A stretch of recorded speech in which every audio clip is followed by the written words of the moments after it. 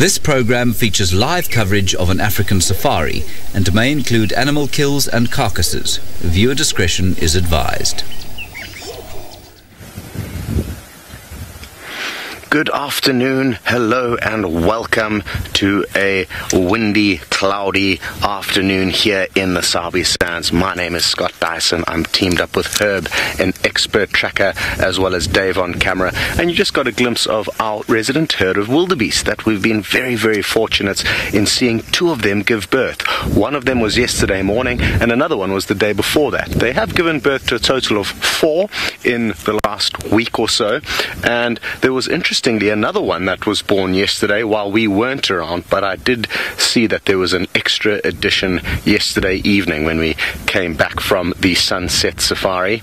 So hoping that there's going to be a few more youngsters added to this herd, and we will hopefully be able to follow their growth and their life as they try their best to avoid the predators that lurk through this area.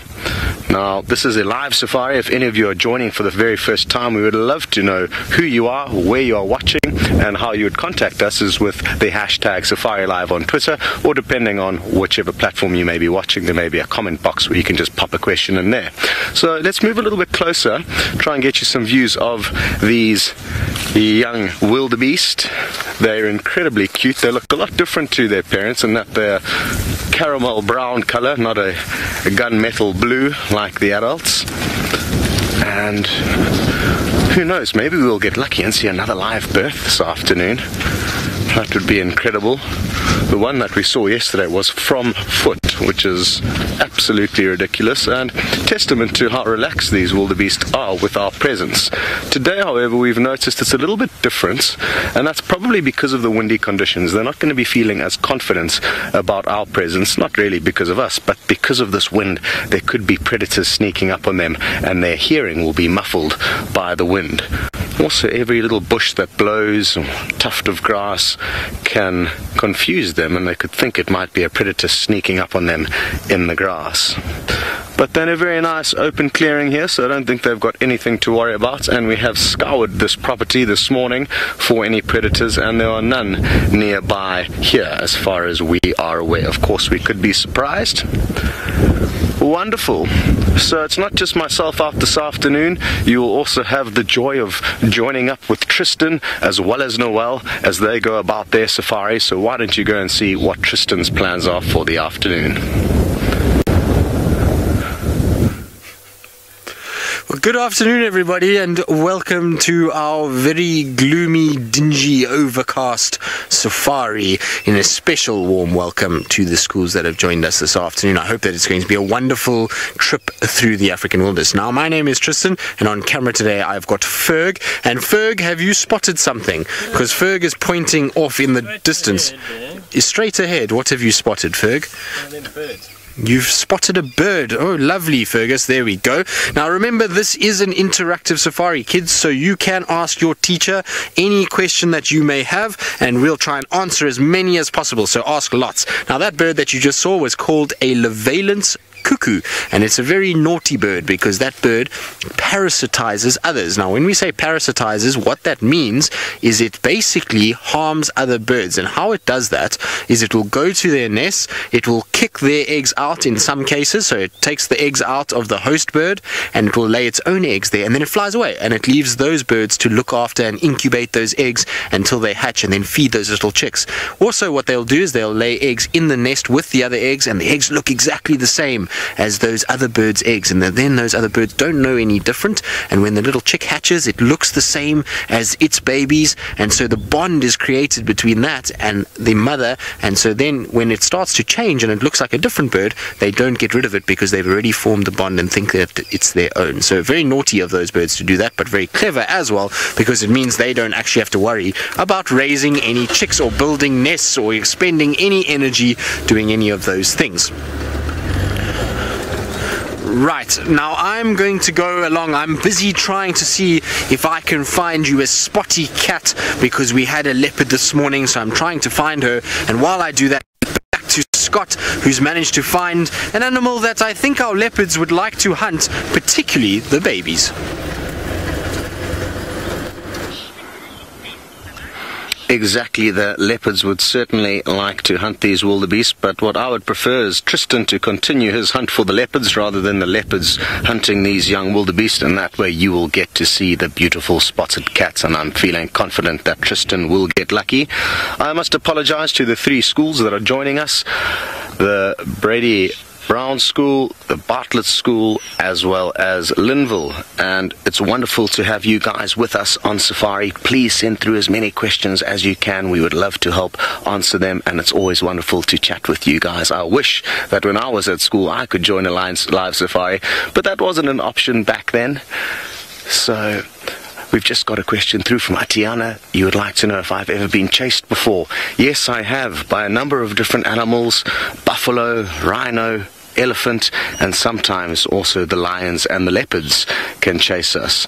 Usually though, the animals will run away from us because they're scared of us as humans and they don't want to fight with us, and you'll normally find that animals will only attack us if we overstay our welcome and if we do not listen to the clear indications that they don't want us to be there. It's kind of like a domestic dog. If it starts growling at you, you stop doing whatever you are and you give it some space. Maybe a domestic cat is the same thing, and us as humans are also similar. If somebody's in a bad mood, you can very often see it in the way that their body language is expressed. So the animals are the same. If an elephant shakes its head at us, we think, okay, it knows we're here, it doesn't want us to be here, so you slowly back out of the situation, and then most times the animals will not give us any trouble. When we tend to find the most issues is when the animals actually have young babies, and just like a lot of our parents would be very protective over us, so are the wild animals, and they feel threatened by us, and then sometimes attack us. But with the help of Herb, who you met earlier, the expert tracker, as well as my experience, we tend to avoid dangerous situations, and that's definitely not something that we want to put the animals into a state or a situation where they are feeling threatened by us. We just want to look at them, sneak up on them, have a quick look, and then move out. Hello Melanie, you've asked a very interesting question, and I'm glad you have, because I have actually been pooped on before, mainly by birds. I heard quite a funny sighting the other day. Actually, maybe I'll leave Tristan to tell it for you, because he told me the story and he'll be able to give you a better account of what happened. But basically, one of his guests was giving him a little bit of a hard time, and then an animal ended up pooping on the guest, which made Tristan very happy. But I'll leave him to tell you the full story. I've had a few birds poop on me, but nothing else other than that. The one poop you really do want to be careful of and avoid stepping in. Thankfully it's not going to fall on you because it will be from a lion or a leopard. Those are the smelliest poops in the bush, and if you're to drive over a lion or a leopard poop in your car, the rest of your drive is a nightmare because all of the poop gets stuck between the grip and the tires, and you cannot get that smell off unless you come in and wash it off very, very well, and it leaves you blocking your nose for the whole drive. It's not the only funny smell or situation that we don't want out here, Melanie.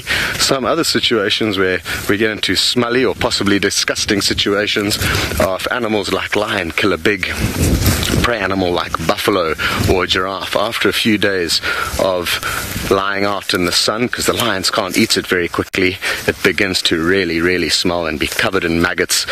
So sometimes what you'll do is you'll break a certain kind of plant. I'll try and find one to show you earlier that smells like mint, and you plug your nostrils with those minty leaves, and that helps with the smell. Very good. I'm sure you guys are all looking forward to hearing Tristan's story about when an animal pooped on his guest. So why don't you go and hear exactly what happened. Oh no, Tristan's just gone into an area with no signal. This is a live safari, of course. In some areas there's no signal, so we're going to send you across to Noelle to see what her plans are for the afternoon. Hello everyone, and welcome Grady Brown Elementary and Linville Adam Elementary. I hope you all are doing really well today. My name is Noelle, and on camera I have Senzo. There's Senzo's three fingers. So I'm busy driving to go see if I can find some lions. That is my plan for this afternoon. We tried to go to a leopard, but unfortunately we just could not see him in the thick bushes. It just wasn't working. So we'll try him a little bit later and see what happens. We actually have, oh my goodness gracious, we have about 100 impala. Let's have a look at them. So everyone, don't forget, we are live and we are interactive, so you can either send a question to your teachers or any other viewers. You can do hashtag Safari Live on Twitter or on the YouTube chat. Beautiful impala. Edwin, good question. Edwin, you're curious to know what it's like to work with the animals. Edwin, I love my job. I get to play outside all day, and I get to look at, oh, look, we even have wildebeest with babies in the background. Oh, so super cute. So we've got baby impala and baby wildebeest. Edwin, I'm a girl. You see, I love my job. Yeah, it's a lot of fun. Sometimes it's a little bit frustrating, Edwin. Like just now, we can see where the leopard is, but we can't get any visual for you on the screen, so we kind of have to leave him and then go look for something else. But I'm a firm believer that everything happens for a reason, and now we've got this beautiful view of impala and wildebeest, two of our antelope species. So it's pretty neat. And then sometimes, Edwin, they give us the slip, those cheeky lions. Noah, you're curious to know what type of animal wildebeest are. So Noah, the closest thing, Noah, I'm thinking maybe you guys are from the States, and there you have something called bison. So bison are similar to our buffalo, but I've seen a bison before, and when I look at wildebeest to me look like a little mini bison. So bison are an antelope species, and so are the wildebeest and the impala. So an antelope's kind of similar to a deer or an elk, but with deer and elk you get antlers that fall off every season, and with antelope species you get horns that grow once in a lifetime. So it's bone out of the skull, and then it's covered in material like your fingernail.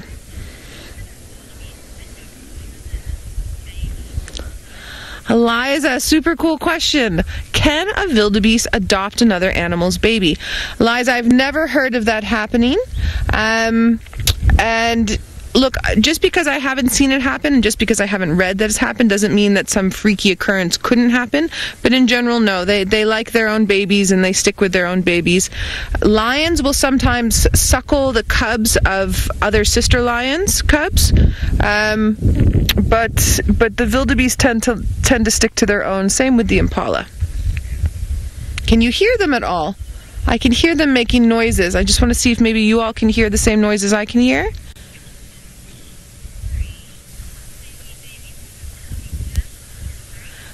Kamari, good question. How many babies can a wildebeest have? A wildebeest can have one baby. So wildebeest, impala, other antelope like kudu and nyala, they all have one baby. Giraffes, which are a really huge hooved animal, technically an antelope, but it's stretching it a bit, can sometimes have twins, but it's very rare. And then other animals, a zebra will only have one. A zebra is also a hooved animal. Mostly just one. It's very difficult for animals that are eaten by other animals, so prey species. It's very difficult for them to have more than one baby.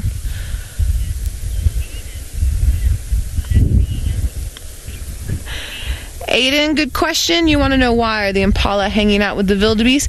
Aiden, it has to do with the fact that it's the wildebeest hanging out with the impala. The wildebeest are not very smart. Their memories are very much like Dory from Finding Nemo. They forget things very easily, and impala are quite intelligent. So the wildebeest feel safer when they're with herds of impala as it's starting to get dark, and it's going to be dark here in about 2 hours. So then what happens is it's the more ears and the more sense of smell together in a group that helps them make it through the night, because at nighttime the wildebeest and the impala both cannot see. Their eyesight doesn't work at night, just like ours, but things like lion and leopard and cheetah and wild dog can see at night. So everything that eats them can see at night. So the more of them, the more chance that they'll survive.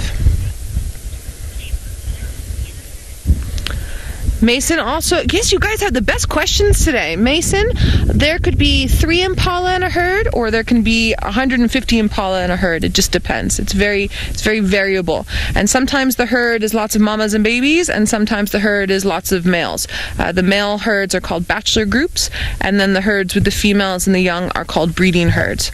Good questions. Keep them coming, guys. Keep them coming. I like them. Now, my question for you is, shall we stay with the impala and wildebeest for a little bit longer, or shall I keep looking for lions? Because I'm in the mood for lions. I don't know about you all. I think maybe let's do that. Maybe we find elephants along the way. All right, well, while I wait for your answers, my friend Scott is looking inside of a hole for some reason. Let's go to him. Torch back. Hello everyone, I'm fishing for a spider, and it's a massive spider, what you guys in America would call a tarantula. Oh, it's taken the bait. You can see it's pulling the grass there. There's no bait on the end, and I'm just kind of tricking it into thinking that there's an insect. And we call these massive spiders baboon spiders. You guys would call them tarantulas in America. And I hope you're getting some good views. It's tricky business, and I'm told you are getting some fairly decent views of this big, beautiful spider. Cool. Now, I don't want to give it too much of a hard time. I just want to get it to a spot where we can see it. Diego, you would like to know if I've ever been bitten by one of these baboon spiders. No, I haven't. And I've been bitten by other smaller spiders, but thankfully the spiders don't give us too much of a hard time out here, and it's only if you actually roll over in your bed and kind of hurt one that I think they will bite you. So, like a lot of the wild animals out here, if you give them their space, they won't give you any trouble. It's the same with snakes. We sometimes get lucky and see snakes, not as often as we would like, because they usually slither off before we can actually find them. But just like the lions and the leopards and the elephants, if you respect them, usually they will respect you. And what you find is that usually people get bitten by snakes or spiders when they're actually handling them or trying to catch them, or even worse, sometimes trying to kill them. Now I know it's quite easy for us to, as humans, to possibly be scared of snakes or spiders or not like them, but it's important to remember that all the animals on the planet are here for a reason. So even though we may not like them, like some people may not like vegetables, that doesn't mean that they aren't important. And we must always remember that every little animal out here, even little flies and mosquitoes, play their part in the great ecosystem. It's not just the big animals that we need to keep these beautiful places as they are. Each little animal has their job to do. Now what we're planning on doing is spending a lot of time looking for little bugs in and around the bushes. These little bushes are a very specific kind of bush that praying mantids like to live on. We get some tiny little praying mantids, so I'm going to hopefully try and find you one of those. Very, very pretty little insects, as well as very, very good hunters. So it's not just the lion and leopard that can hunt, but a lot of the insects are very, very good at catching their prey. Very good. It sounds like Noel has got into a good spot with some playful wildebeest. So, thanks, Scott. I do have very playful little wildebeest. It sounds as if everyone wants me to go towards the lions, and I'm definitely going to do that. You all can drive with me and watch what I do, but I'm sorry, these two wildebeest calves are super cute. Look at them. They're practicing for when they're older, and they don't even have horns yet. So these wildebeest babies, you can see the umbilical cord, everybody. These little wildebeest babies are only a couple of days old. And they were running around earlier just now, and look, that mom's pushing the other one away. She's like, stop picking on my child. They were chasing the impala around just now as well. It was very, very cute. Now mom's going to walk away, and that older one's going to come up and bump that one. Ooh, Katie, cool question. You want to know how many animal births have I seen and what kinds of animals? Katie, I've seen wildebeest giving birth. I've seen giraffe giving birth. I've seen wildebeest giving birth. But I think that's about it. I haven't seen lion or leopard give birth because they tend to give birth in secret. And elephants as well like to give birth in secret. I have a couple friends who have seen it, but I haven't seen it yet. So that would be super neat. I would love to see that. Alright, so those wildebeest calves were very cute. Oh, something I would just like to tell you guys. So sometimes we talk about calves and sometimes we talk about lambs. So these wildebeest babies are calves and then the impala babies are lambs. And that has to do with the size of the adults. So with the size of the impalas, they're little, so that the mum is a ewe and the male is a ram and the baby would be a lamb. And then with the wildebeest are much bigger. So the mum is a cow and the male is a bull, and then the baby would be a calf, just for interest's sake. Brannigan, you're asking how big do the wildebeest get? So a wildebeest will weigh about 250 kilograms, so just over 500 pounds. And then I'm trying to think of the shoulder. Oh my goodness, these ones are just being so silly today. I'm trying to think of the shoulder height, and it's going to be maybe a couple of meters, so maybe about 5 foot. I'm 5'7", so yeah, up to my shoulder. Let's say about roughly 5 foot. Sorry, I'm trying to convert from, in South Africa, we do the metric system, and then where you guys are in the States, you do the imperial system. So I grew up learning the imperial system, and I didn't study math. You all must study math because it was very difficult for me. And now I've transferred over to the metric system, which I find easier because it's in tens. So in my head, I have to convert a little bit. It's not always precise, but it's getting there. Okay, enough of the cuteness. It's uber cute. But let's carry on and look for some lions. So, kiddos, tell me, what do you know about lions? Kimberly, good question. You're curious to know, when do wildebeest babies get their horns?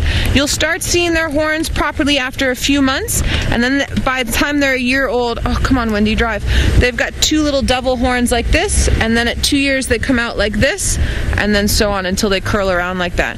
Did you all also notice with those wildebeest that both the female and the male had horns, and with the impala, the females didn't have any horns, only the males have horns? That's also a difference between those two particular antelope species.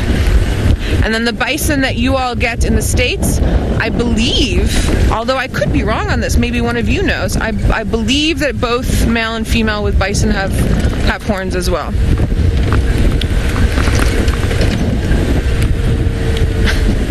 So Scott's in fine form today. First he was looking into a hole, and now apparently he's sitting on a tree stump. Maybe he's pretending to be a leopard. I don't know. Let's go have a look. I'm not pretending to be a leopard just yet, but maybe a little bit later on I shall do that. This tree is not the ideal tree for a leopard to do its business on, but the tree behind me is a beautiful big marula tree, and you'll notice that once the main big branches start forking out to the side, they become very horizontal, and they're also quite thick branches, so lots of comfortable spots for a leopard to lie up, and the leopards are by far the best climbers of the big cats, so they can quite easily climb up trees, and sometimes they'll even be able to grab their kill, whatever it is, an impala, something often their same size as them, grab it by the neck, and then climb up a tree, put it over a branch, and that way no hyenas or other animals will be able to steal it from them very easily. Hello Mia, you're wondering if I ever get scared out here, and yes, it's always important to be cautious when out here, because even though the animals don't want to hurt us, if we do things wrong, and if we are unlucky and scare an animal like a buffalo or an elephant, they could defend themselves and attack us, but 9 times out of 10 they won't. So as long as you just remember that there are risks and you take all the precautions, then nothing should happen. It's kind of like crossing a street, Mia. If you don't look left and don't look right before you cross the street, all of a sudden crossing a road becomes very, very dangerous. But if you take the basic precautions, look left, look right, and then cross, then it all of a sudden becomes safe. So a lot of these situations out here in the bush, you can equate to what the situations you guys deal with back home are like. Now, the tree behind me is not only a good tree for elephants to sleep in, for leopards to sleep in, but it's also one of the elephants' favorite food. They'll feed on the leaves of the tree, the bark of the tree, but their favorite food from this tree are the fruits. And this is the leftover nut from one of last year's fruits, I'm guessing. You can see that there's a little hole over there, and within that hole there's a very, very tasty nut, kind of like a macadamia nut, a very rich, tasty nut that lives in that hole. And usually both of these holes will be opened up, mainly by tree squirrels, to get to that nut. But this one hasn't been opened up yet, so I'm going to open it up for you and see what's inside. So there's a perfect little cap here.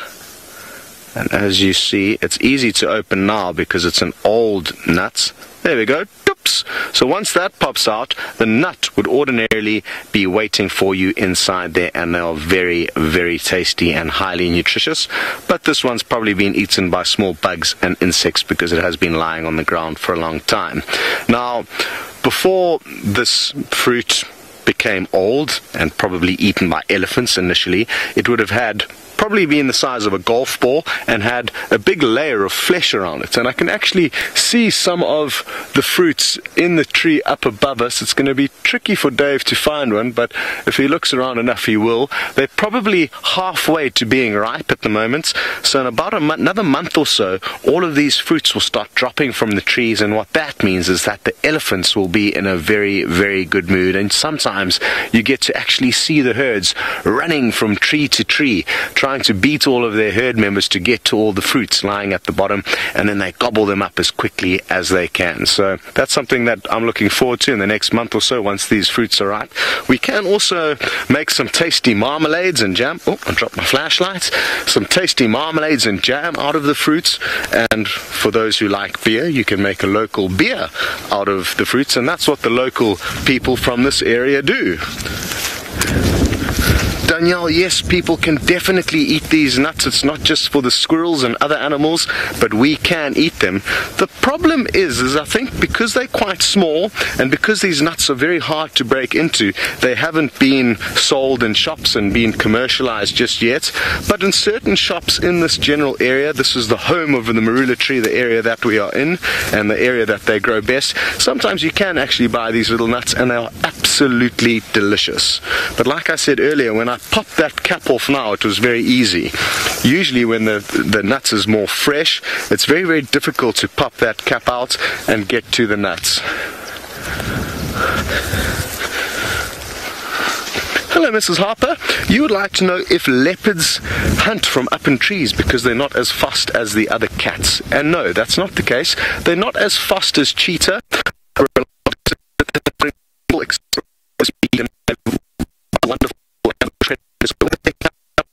And with their stealth, they can get very, very close to their prey. To give you an idea, if this was an impala and I was a leopard, I would have to be no further than this before I pounced. Anything further than this is too far because their prey are very quick. Animals like lion, because there's a number of them, they can encircle their prey and don't have to be as close. And animals like cheetah, because they are the fastest mammals on the planet, they can catch up to their prey. Having said that, what's interesting is sometimes leopards will actually hunt from trees, but it's more through default than anything else, Miss Harper. They'll be sleeping up in a tree, and then maybe some inyala will come in to feed on the marula fruits that have fallen from it, and the leopard will be lying up there with some food right below it, and it just jumps straight down from the tree onto their prey. And there have been some incredible, incredible scenes captured. I've never seen it happen, of leopards doing just that. I saw one scene, I can't remember what country it was filmed in, I think it could have been Botswana, but the leopard must have been about 8 or 9 meters up in a high, high tree, and it literally jumped head first straight out of this tree. Now, to give you an idea, that's 4 regular sized doors up that this leopard came flying out of the tree straight down onto an impala. So they do it from time to time, but like I said, it's more through default than anything else. They'd have to wait very, very long in a tree for their prey to come to them if they were to have any luck. Now, we've moved out of that big open clearing. We're moving into a bit of a thicker area, and like I said earlier, we don't want to scare any animals or surprise them by our presence.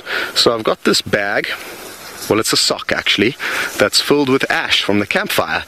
And as I do this, you can see that the ash comes out and gives us an idea of where the wind's blowing. At the moment it's kind of swirling all around us, which means we have to be very, very cautious so that animals can't smell us before we actually see them.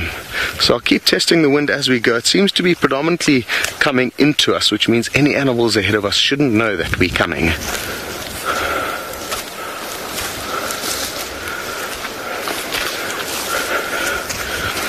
Hello, William, you'd like to know what is the most dangerous animal we get here? And it's a tricky one to answer. For me, I would say in general the herbivores are more actually dangerous than the predators. Animals like elephants, hippopotamus, and the Cape buffalo are the three, I think, most dangerous animals to encounter on foot, and any given one of them could be more dangerous than the other depending on the day. I guess it's kind of like William saying, you know, which of your friends is the most dangerous? All of them are different, even though we are all humans. Some people may be less angry than others, or some people may not be as dangerous.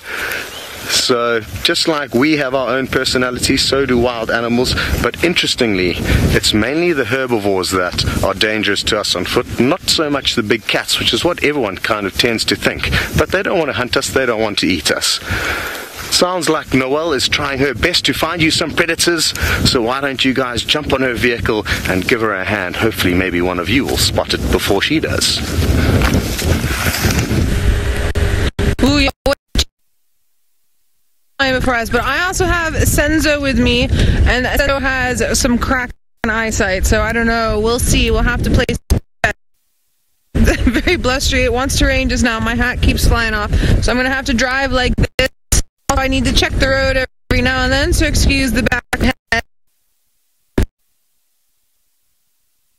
Human, they don't us. They don't know us. They don't know that we're.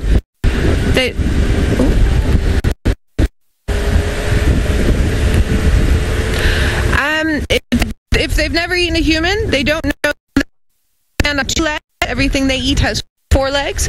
We also like their vision. Oh, sorry, I gotta go back to Scott. I've got some. Sorry.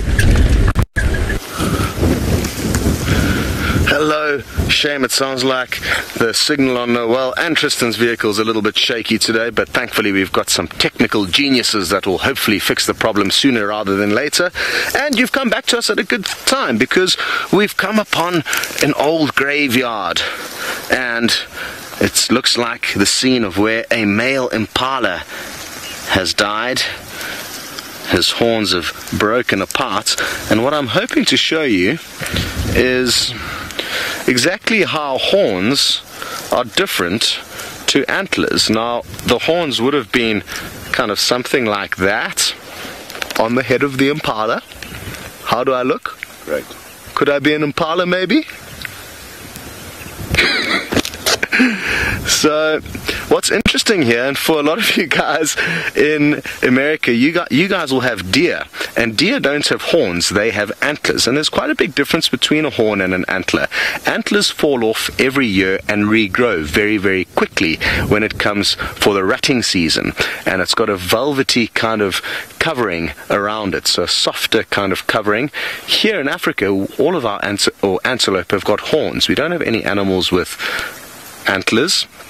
And here you can see that the inner of the horn is bone, and this grows throughout the life of the impala or the antelope, and it's got a very thin sheath of keratin.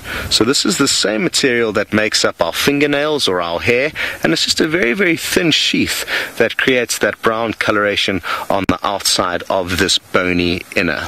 So interesting difference there.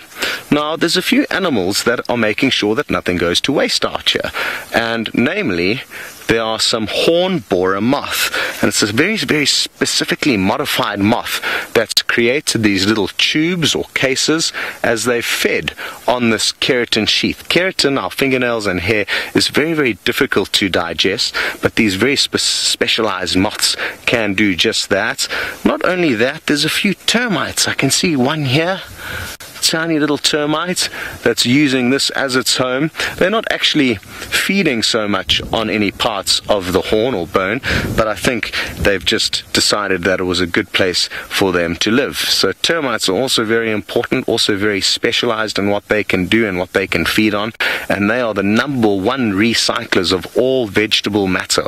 All the old dead plants and branches and dead grass that none of the other animals want to eat are what the termites gobble up, and by them gobbling it up, they recycle all of those nutrients that would otherwise lie in waste and possibly become a big hazard for fires if there's just dead, dry bushes everywhere.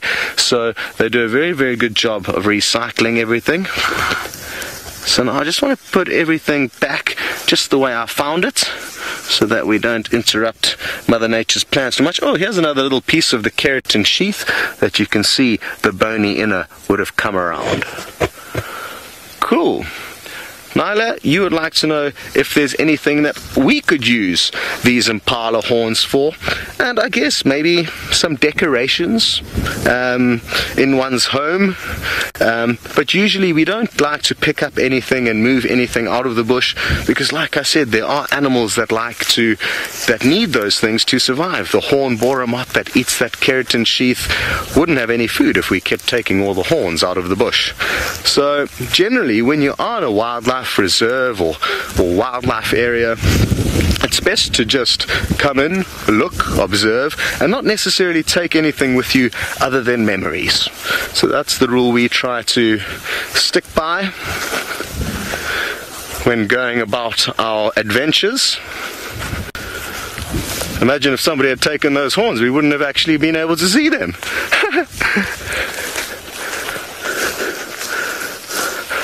Hello Dion, you'd like to know if it's hard to find animals here. And yes, sometimes it is. It all depends on what you're looking for. And if you are happy to look at all of the different animals, then you'll definitely always be able to find something. Some birds or some antelope. Usually the animals like leopard and lion can be a little bit more tricky to find. And animals like insects, there's so many of them, and I found one over here. Maybe if you come around this other side here, Dave, there's an awesome little grasshopper that I just saw move ever so slightly, and you guys are going to get some great views of it. Is it the face? Oh, no, it's just on the side here. It's so well camouflaged that Dave battled to even see it, and this is a good example. If you just move slowly, even in your own backyard, there's so many interesting little critters and creatures that are going about their lives, just like this little grasshopper. Hello. I like your little orange antenna. It seems a bit short. There's one broken off. Hard to tell. Look at that big eye of his, keeping an eye on us. And what a cool view of one of the tiny, tiny critters. It's probably only the size of my fingernail. Nadia, you would like to know what happens once the sun goes down. Are there animals that like to move around after dark? And yes, there certainly are. There's some animals that are almost strictly nocturnal and will only move around under the cover of darkness. And then others like the lion and the leopard who like to hunt after dark, because that's when they have the best advantage over their prey. Their eyesight is very good in the dark. Most of the predators can't see very well in color, but that means they can see well in black and white after dark, whereas the prey animals have got a better ability to see in color, but then can't see as well after dark. So you get a whole bunch of animals like porcupine, Africa's largest rodents. They like to come out after dark. The aardvark, a pig-like animal that likes to dig up the termite mounds and ants' nests and use a long thin tongue to gobble them up. So there's a few examples of the more nocturnal animals. Some will do a bit of both, but it's definitely fair to say that once the sun sets, a whole host of different animals come out and start doing their thing. Jason, you'd like to know how we go about following animals and following the predators after dark. And with the way technology is developing, we're getting very, very lucky, because there's some incredible technology, thermal imaging, so it just picks up any animals that are hot. So you'll just see the outline of their body because of their temperature. So we use thermal cameras sometimes, as well as infrared cameras. Now, an infrared light is a light that our eyes cannot pick up, but the special infrared cameras can. So essentially we can go about viewing a lot of the nocturnal animals without actually having to shine any spotlights. People still do use spotlights, and it's still important to use spotlights to be able to show people animals like lions and leopards and all the other nocturnal interesting animals after dark. But it means that we are interfering a little bit, because if we shine the spotlights on a leopard, obviously the impala will be able to see it. If we shine the spotlights on the impala, then it means they'll be blinded and the leopard will be able to creep up to them easily, and we don't want that. We don't want to disadvantage any animals and have too much of an impact on things. One thing quickly before we send you off, found some poop here, and Don't be fooled. It may look clean and white, but it's not. It's the poop of a hyena. And let me get the stick here, sorry. And hyenas are the bone crunchers of the African wilderness. They've got very, very powerful jaws, and not only that, they've got very, very powerful digestive juices. So all the bones that they eat get completely dissolved up. Look at that. As I break it up, you don't see any little bits of bone, and this is a telltale sign of some hyena poop. Hopefully we'll be able to find you some hyena today, but if not, hopefully some other predators will be about. In the meantime, we'll send you back to Noel to see how the afternoon's coming along. Maybe not. Sounds like her signal's just dropped again. So you stuck with me for a little bit longer. I can show you an interesting little thorn bush here. Now, I'm not sure if you guys have got big thorns in your hometown, but look at this for a thorny tree. Let me see if I can break off this thorn here. Look at how long they are. It's as long as my finger. Thankfully, this acacia tree, the thorns aren't very strong and they're quite brittle. As you can see, I could break it quite easily there. So of course, yes, if you stood on it with a pair of flip-flops, it would go straight through and it would give you a bit of a nasty spike. But it's probably not going to give our vehicles punctures when we are off-roading, following the big cats as they go about their business. But what's interesting is there are a few other bushes with maybe not as long a thorn and more of a spine that give us flat tires, and one actually managed to puncture through these big boots of mine the other day, and they gave me a puncture, and this rubber is really hard, so it gives you an idea of how hard some of the bushes can be here with their thorns. Those make really good toothpicks. Often on safari you stop in the evening for a sundowner snack with your guests, and if you forget any toothpicks to have any of the little cocktail snacks, you can always just get a few of those thorns. So I've used that trick a few times when we forgot bits of our picnic. Martha, you'd like to know if I ever get bored of my job? And not really, no. We're very, very lucky with what we do. It's always wonderful to have so many people with us on safari. There's no other place in the world where so many people join any one guide on safari at any given point. So I think it's wonderful that we are taking you guys on the biggest safari the world has ever seen. And it keeps us excited, entertained, all the questions you guys send through, and the fact that just around this next corner we could bump into some elephants, some leopard, some lion, who knows? And that always keeps me exciting. We simply never know what is going to happen and when. Speaking of which, hopefully this time you will be able to go to Noel without any signal issues, so why don't you go and try and see if you can give her a hand with whatever she's up to. Sorry about all the technical difficulties, everybody. Yeah, unfortunately, it looks as if our lions have moved into an area that I cannot get into. I could hear a bunch of francolins, which are like little partridges, little birds, alarm calling inside of a drainage line. But my gremlins are too thick today, maybe a little bit later. I have a feeling it's this creepy weather that's pulled through. It's super cold and windy. So I'm heading towards Chitwa Chitwa Dam, and hopefully I will find a little leopard. Sorry, Curse, Danielle was asking about...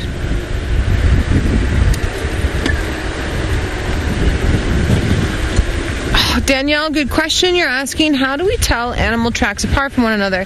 It's very similar to us. If you look at your hand, everyone's hand size is different, as well as you've got different sort of wrinkles. Your little fingerprints are different, so that's one of the ways you tell them apart. So an impala has hooves. It has a split hoof, and it's a certain size, and a wildebeest is a much more boxy shape, and it's larger. And then lion has 4 toes and three lobes at the back. I'll try and see if I can find you some tracks that you know what I'm talking about while we're doing this. And a leopard's very similar but much smaller. A cheetah is also similar, but it's a little bit longer and it shows the claws. Hyena only has 2 lobes and shows the claws. So there's all these little differences, just like our individual hands ourselves. It's a good question. we had some rain, and then it got very, very hot. So a lot of the tracks that I was hoping to show you have not showed up on the ground. But if I find you some, I'll definitely show them to you. Now we're coming up to the dam, and there's some impala, which we talked about earlier. Jason, good question you're asking. Does it rain a lot? So Jason, in our summertime, it's summer for us now, we get rain. We get about 600 mils of rain, which I think is... Oh, yes, I'm sorry. We're going to ask, you can Google it, or maybe your teacher will know. I'm so sorry. I don't know how to do mils to inches, millimeters. So we get quite a bit, yeah, of rain in the summer. Not a huge amount, but enough, because it's South Africa, especially where we are, is more arid. It's a little bit drier. And there's other parts of South Africa that get much more rain. There's other parts of Africa that get much more rain as well. And then it rains every sort of couple of days here in general, if everything's going according to plan. All right, so here we are at the dam, just coming around the corner. And I'm having a look for any predators that might be lying nearby, and for maybe some hippos that might be here. I'm just going to come to where we normally see some hippos and see if I can show you one of those quickly. Here we go. You can see some hippos right through there. So hippos are a big mammal that live in the water, very similar to a manatee or to a dugong. And they're also related to whales. Whales and hippos are in the order Whippomorphia, they're cousins. There we go. Especially adapted, they can hold their breath for about 10 minutes. All right, kiddos, thanks for joining. Wonderful questions today. You definitely have to come and join us again. That would be great. I hope you enjoyed it. Sorry, no cats, but next time. Maybe next time. Thanks so much.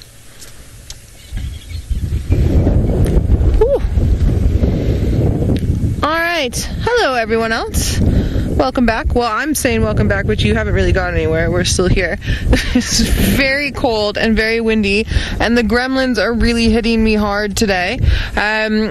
We have Tingana, who's lying inside of a drainage line, still with his injured paw. I saw him this morning for quite a while, and he's moved a little bit, but it's a bit swollen, and I think he's just resting. And then the two of the Burmese were seen this morning as well, but when I went into that area, they've gone into this thick drainage line as well that I just can't get into. And also the gremlins keep attacking me every time I try, so unfortunately, but it's cold and windy weather, and as we know, with cold and windy weather, the cats start to move a little bit earlier, as opposed to sort of yesterday afternoon that was really hot. Pretty sure that was yesterday afternoon. All the days are blending together at the moment.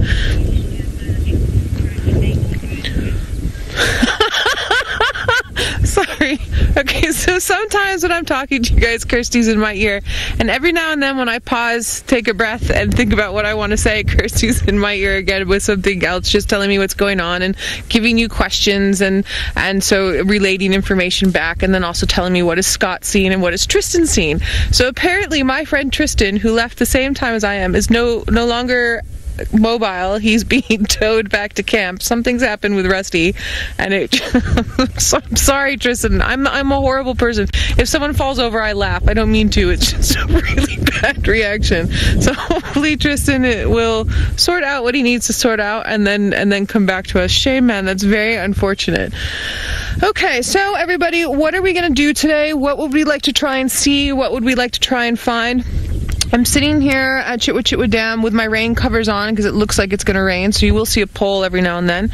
And I'm seeing lots of impala, I'm seeing a wildebeest, I'm seeing a couple of waterbuck in the distance there. The hippos are not really playing along because it's too windy. We're just getting little noses above the water, but there's probably 200 impala here in general.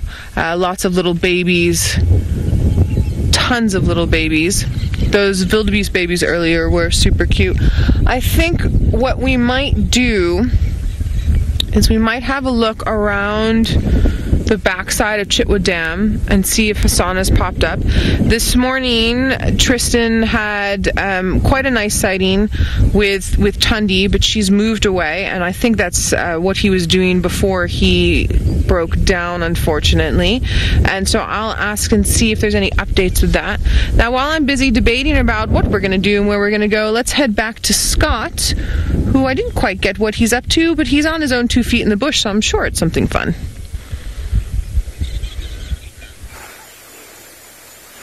Yes, sometimes it is difficult to decide what to do, but I'm sure Noel is going to come up with a good plan.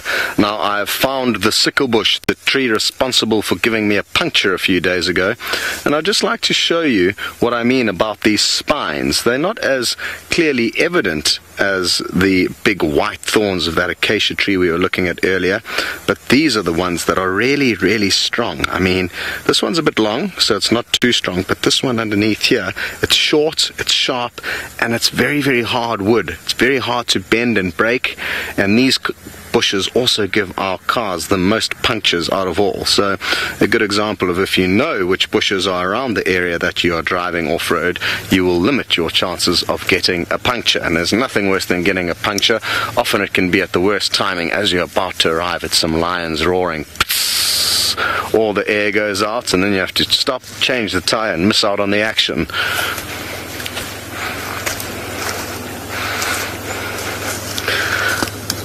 Robert, you have noticed that I'm wearing some form of protection around my legs here, and this is to protect my socks. These are called gaiters, and if you didn't wear these, there's lots of little burrs and sticky seeds that will get stuck to your socks and that will irritate you.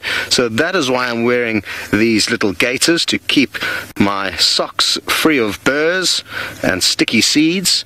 And you wondering why I'm not worried about snakes or spiders biting, or possibly even those parasites called ticks.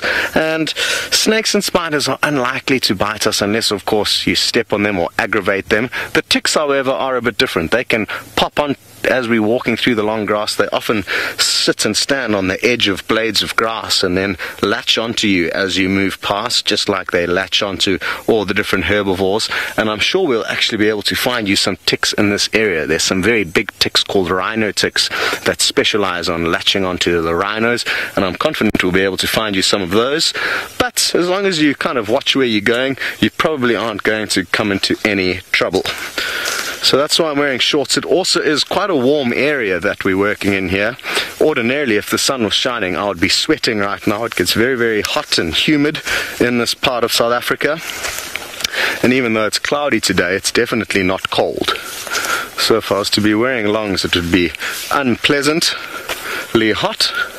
Now, let's come and look here for some ticks. They like long blades of grass.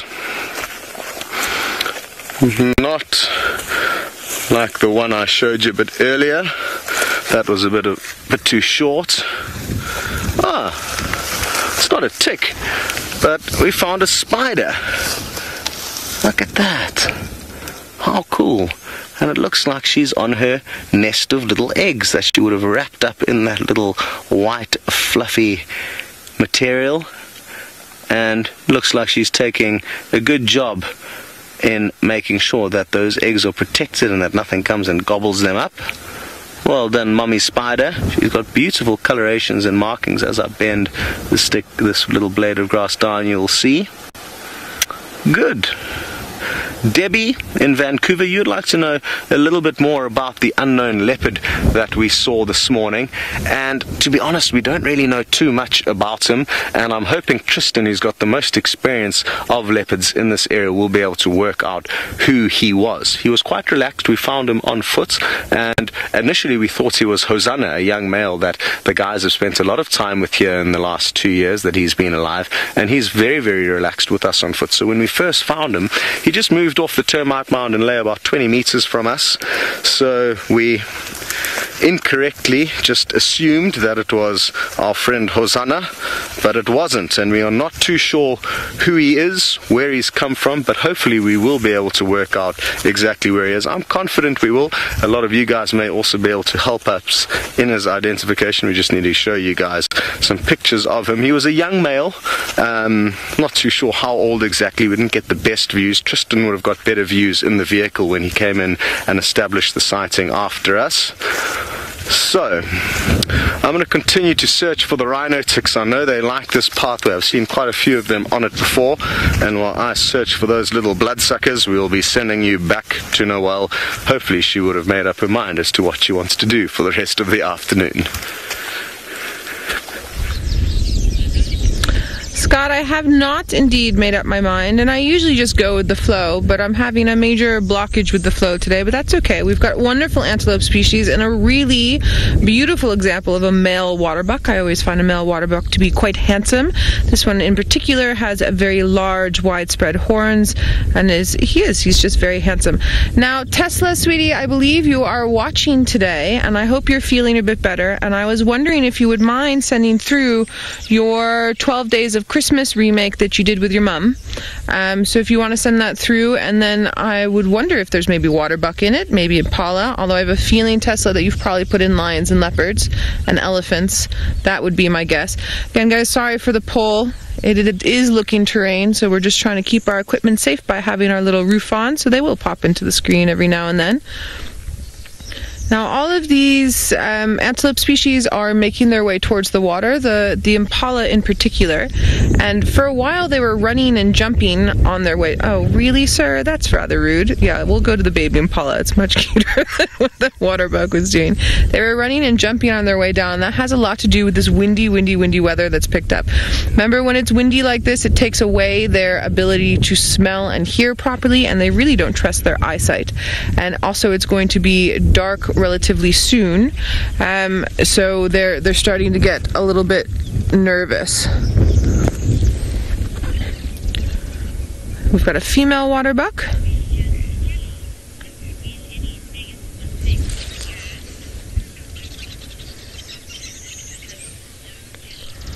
Ooh, Jilly, super interesting question. Have there been any negative impacts? Oh, check that. Male's checking to see if that female's in estrus, if she's in heat. Watch, she's going to lick her urine, and then he's doing a phlegm grimace. You see that? He's testing her pheromones to see if she's ready to mate. Very cool. He's going to do it again.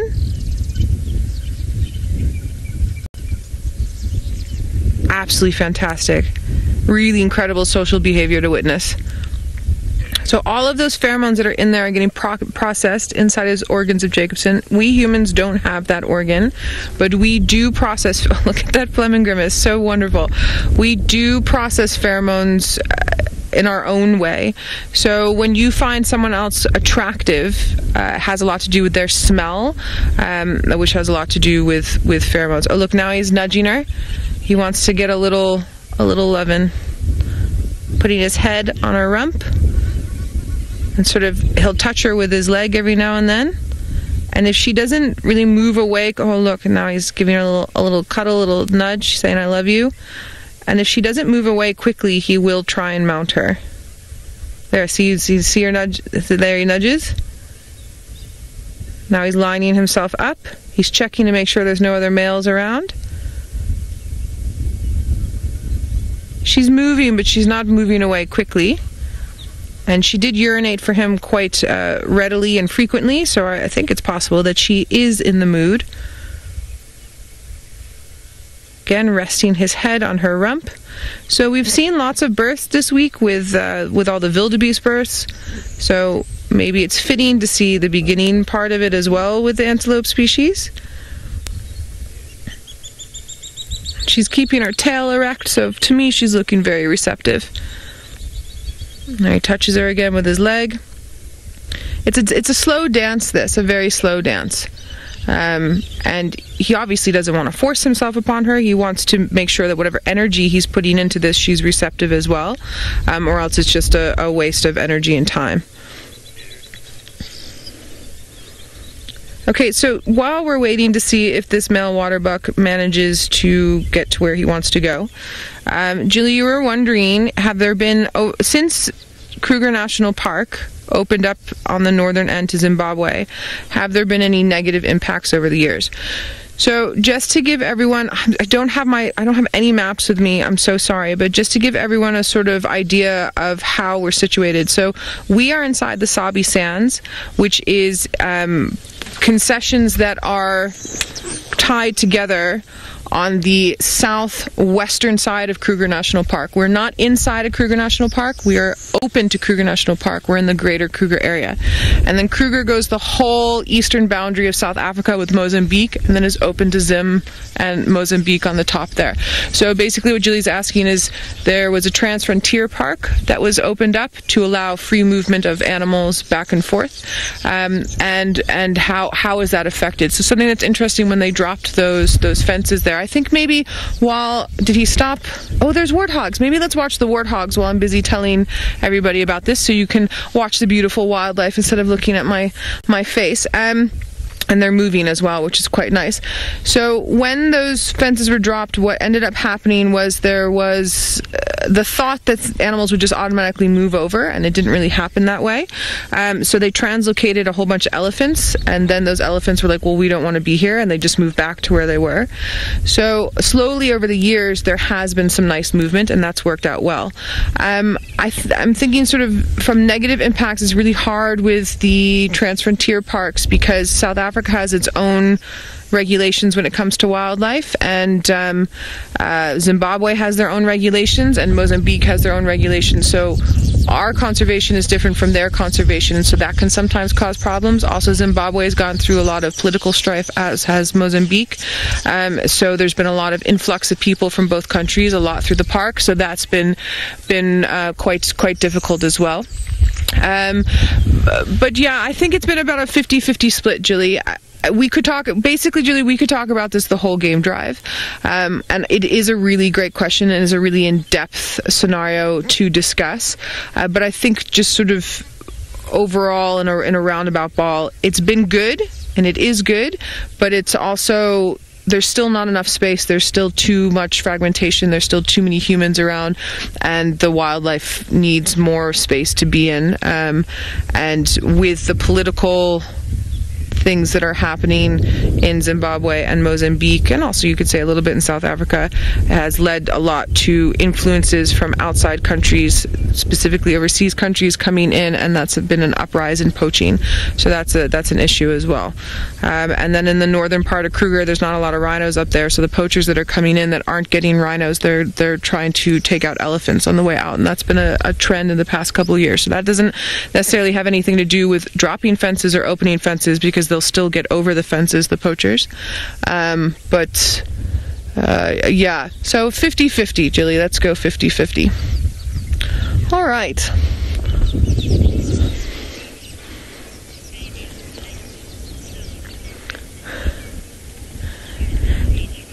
Tula Ann, I haven't heard you in forever. I'm so happy to get a question from you. And your question is, do baby impalas ever fall over when they run and jump like that? Tula Ann, I've never seen them fall over when they run around and jump like that. I have seen one sort of get in a hole and then not break its leg, and that's been an issue. But in general, no, they do fine. They're okay. They're sprightly. They're meant to jump around. All right, I think we've used up Chitwa Dam as best as we possibly can, and we've had really great questions, everybody. Keep them coming. I think we're going to go search around Chitwa a little bit more, and while we're doing that, let's head back to Scott, who has a spider. We certainly do, and I've been searching day in and day out for a clever spider like this little crab spider, who very cleverly positions itself right below some flowers, which are obviously going to attract insects, and as soon as any insect lands on that flower, that spider is ready and poised to pounce. What an awesome, awesome view of an incredible little spider. I've never seen a crab spider like this before, but Herbie who has spent a lot of time on foot in this area, says he's noticed that they do like to spend a lot of time on these Waltheria bushes, and he says especially in the winter time, which I find quite interesting. So a good example of an ambush predator doing what it does best, waiting patiently for its food to come to it. Now, we've got another very interesting scene over here, and it's going to be a little bit of a tracking quiz. And what I'd like to do is show you guys a few stones on the leaf of this Waltheria indica. Who would have put those stones here? I've also noticed a branch over here. Who would have put this little branch over there? So that's a little quiz. Who is responsible for putting that branch and those stones onto the leaves of this bush? What I want to do is give you a bit of a wider view of the scene. Now, when tracking, it's good to have an idea of the general area, not just the individual track or sign that you've noticed. So this is the general area. You can see a bit of a pathway coming through here, a natural game trail. So yes, please let us know who was responsible for that. Interesting one, isn't it? I'm sure a lot of you are scratching your heads. I was also scratching my head, and to be honest, if it wasn't for Herbie's wizardry, it would have taken me a while to work out what happened there. Herbie came to the rescue and told me exactly what it was that put that stone up on the leaf. This is a road that we call Ingwe Alley. When I first arrived here 3 years ago, there was 2 young leopards called Kunyuma and Quarantine, 2 brothers that used to spend a lot of time in and along a riverbed that flows just to the right of us. And actually there wasn't a road here, and we actually kind of made it because we spent so much time looking for them and finding them here. Oh, Herbie's found something. He just gave a little whistle there, just to let us know that he has found something. Hello, Mystics. You've made a guess as to who put the stone on the leaf. You said monkeys. No. Thank you, though, for making a guess. And you guys are all going to laugh when you hear exactly... You guys are all going to laugh when you find out exactly what it is. What have you found here, Herb? Ah, thanks. Well done. Now, I've been searching for these tiny little flower mantis for the last few days, but haven't seen any, but Herbie's managed to find one. Ah, here it is. Oh, I don't want to bother it too much, so I'm just going to bend this leaf over there. There we go. Now we'll get some good views. They are tiny little mantids. And they're called flower mantids because of their colorations and markings. They kind of blend in and look a little bit like a flower. You get lots of different types of flower mantids, and just like that crab spider we saw earlier, they too cleverly wait on these Waltheria plants, which are flowering at the moment, and therefore are going to attract a host of little prey insects that this oh, did you see that massive jump? How cool was that? And they only really use their back 4 legs for movement and walking around and jumping, and their front 2 legs are specialized for hunting. So they've got tiny little spines that help to latch onto their prey when it's time to catch them.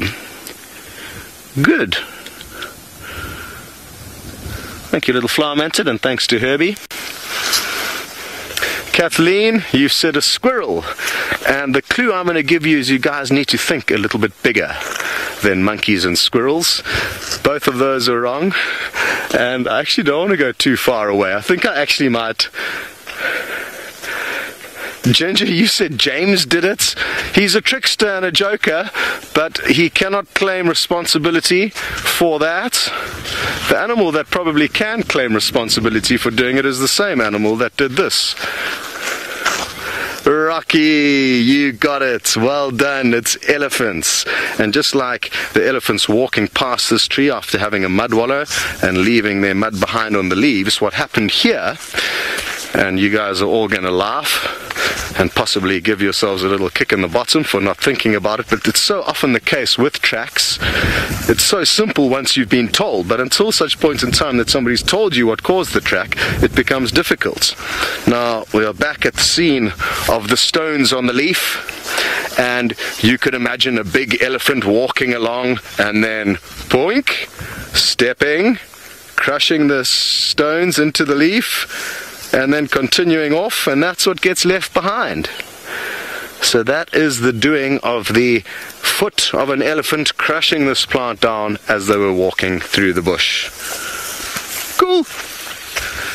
Like I say, once it's been explained and pointed out to you, tracking often becomes so simple, and you're often like, how did I not think of that?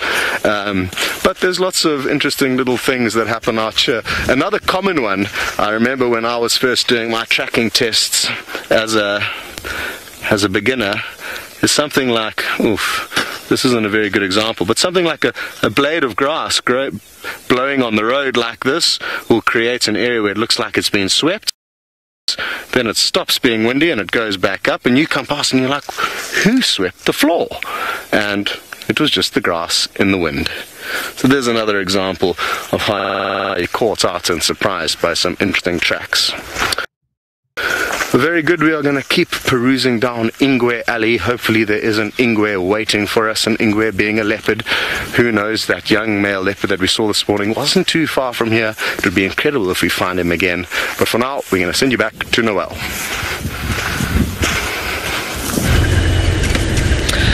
So we have pottered away from Chitwa Dam, and we're just slowly driving around. I want to see if Hasana's around like we talked about earlier.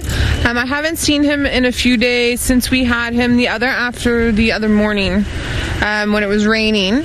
And later in that day he was seen with Kachava, and then when I went to go try and find them, I couldn't find them. I have a feeling that they both went in towards very close to Chitwa Dam, to Chitwa Lodge, and then they moved into, well, at least Hasana moved into Little Gowrie, and so I'm hoping that he wants to pop up somewhere around here today, or maybe even Kachava herself, because I haven't seen her in quite a while. It would be nice to see her. I'm trying to think of what other updates that I have. Oh, the Nkuhumas went back over to Simambili, and the Sticks went back into Little Gowrie. And other than that, I haven't heard anything on quarantine lately, and I haven't heard anything on Shadow and her youngster lately. So last time Shadow was seen was also on Little Gowrie. I have a feeling that her and her little one are over that side. I'm hoping she pops up for tomorrow morning, because we haven't seen her in a while. It would be nice to see her. And I'm also curious about this young male that was seen this morning, who he might be. Oh, Adele, good question. You're asking where Tumba is. Adele, the last update that I got on Tumba was also that he was around Little Gowrie side, but I have not had sorry, it's going to be a little bit bumpy. I have not had as many updates about him as I would like, and I actually haven't seen Tumba yet. I would love to see Tumba. I've seen everybody else except for Tumba. Well, I haven't seen Anderson Mail, but Anderson Mail I think is down by Londolozi or something like that. So yeah, that would be a good one. And then Mvula, we haven't seen Mvula in a while. I haven't seen Mvula since our whole wild dog crazy chasing scenario. So I love him. So I got a question the other day after Game Drive about how do I know Mvula, since I just started working with Safari Live. So I used to freelance in this area many years ago, and then I also have come to a couple of places here as a guest, because they were sister lodges of other lodges that I worked at. So that's how I know Mvula. I know Mvula seen him on and off now for about 7 years. And then for other leopards that you all would remember that are no longer with us, I remember Karula very well. I did some game drives freelancing and got to see Karula really nicely, and I also remember, sorry about that, Mafufignon quite well. I'm not sure. Mafufi's used to be on Chitwa quite a bit in the nets. I'm not sure if he made it up to Gowrie. I would assume that he would. I'm pretty sure that many of you might know him. He was a beautiful, beautiful male. I enjoyed him very much. And then other than that, most of the leopards that I know are farther north from us here.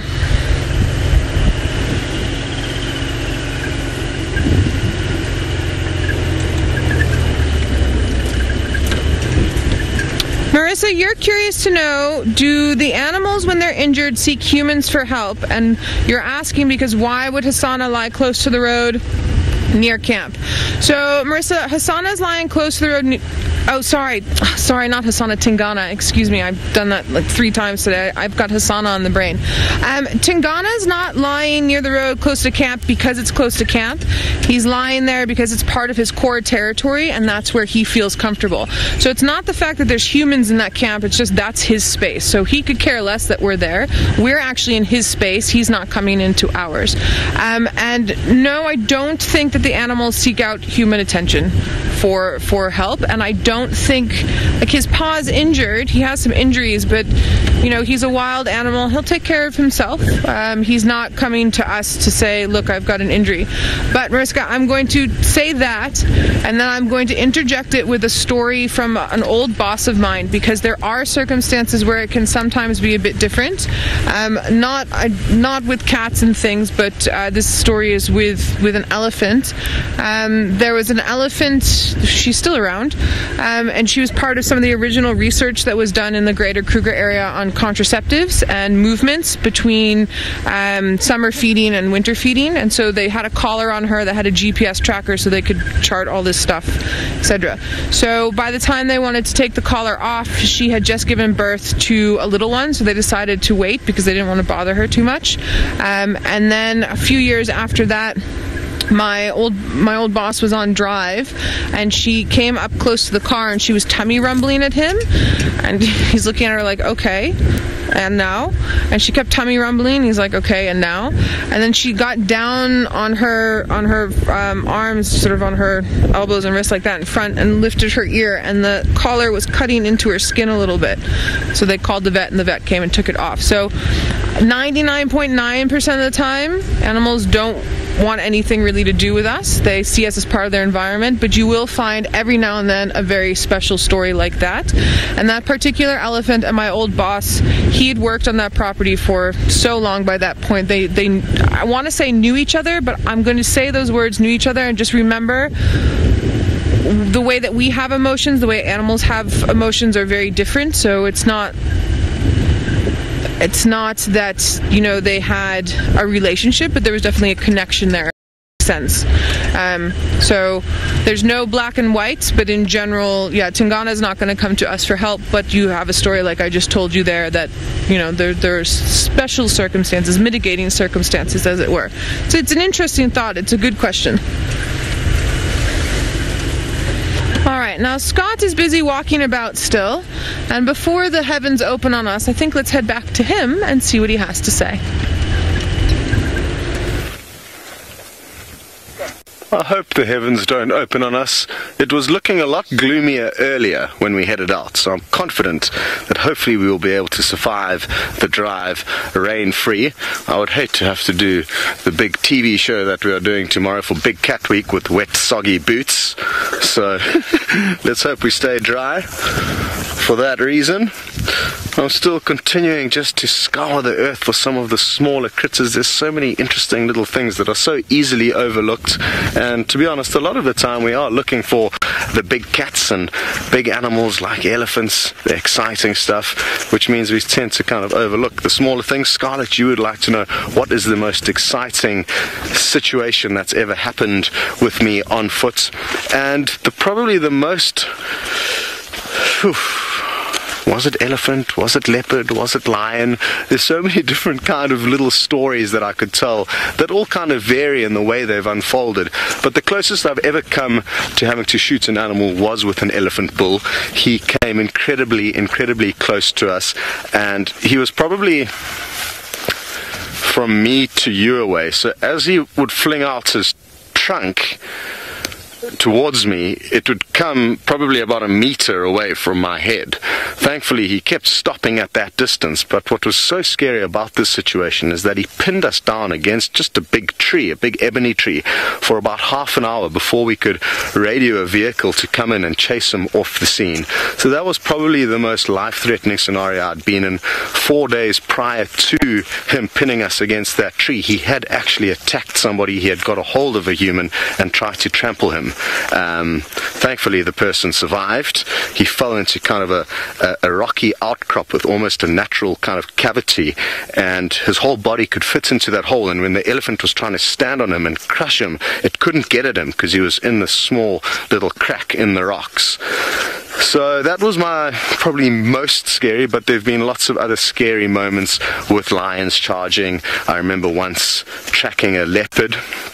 We knew she had cubs at the time, but the tracks we were following were just of her, not of her 3-month-old cubs walking alongside her.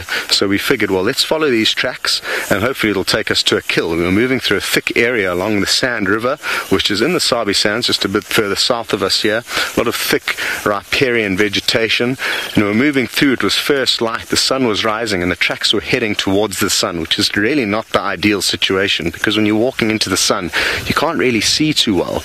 But I noticed a small kind of flicker in a bush, and I stopped, lifted up my binoculars, and as I looked and focused my binoculars and saw a tiny little cub peering at me, that's when she came charging out of the bushes. And leopards are incredibly quick animals, as a lot of you know. It was just a flash of gold and black rosettes all around me, and she literally came all the way around myself and my tracker. We were both standing right next to one another, and I was almost kind of prodding her away with the rifle. It all happened so quickly, it was such a blur, but that also got my heart racing. What was her name? She was a big female leopard. It slips my mind. But she was a very, very big female leopard that I was lucky enough to spend time with in the beginning of my career. Back in 2008, I started guiding here in the Sabi Sands, a bit further south of where we are now, in a beautiful area along the Sand River. So yes, a number of exciting moments do happen out here, but considering how much time we spend on foot, it actually doesn't happen very often that we get into dangerous situations. Hello Trista, you would like to know how confident are we feeling about finding some big cats for tomorrow's TV show? Well, we've got not only Herbie and Rexon, who you guys know are permanent trackers on site. We've employed another 2 trackers who have come in to help, and they've been doing an incredibly good job over the last week or so, finding us a lot of animals. So I'm confident that we are going to have some cats in the bag. Obviously we've got the Mara crew as well, and it's quite easy to find the big cats in the Mara. So we've got 3 vehicles out there.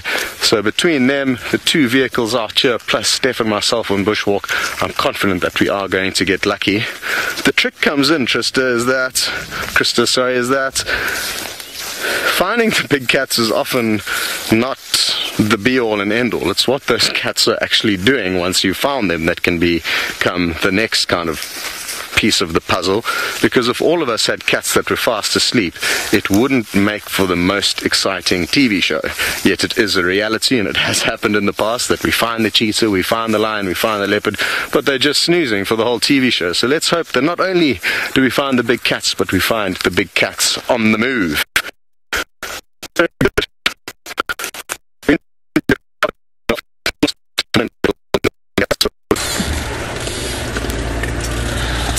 Alright, so the gremlins have now decided to hit my comm system a little bit. It's going to be a little bit tricky for me just coming around the corner, but our signal should still say fine. So you can stick with me, no problem, and we'll chat away. I'm still kind of looking for Hasana, but I haven't really picked up any tracks.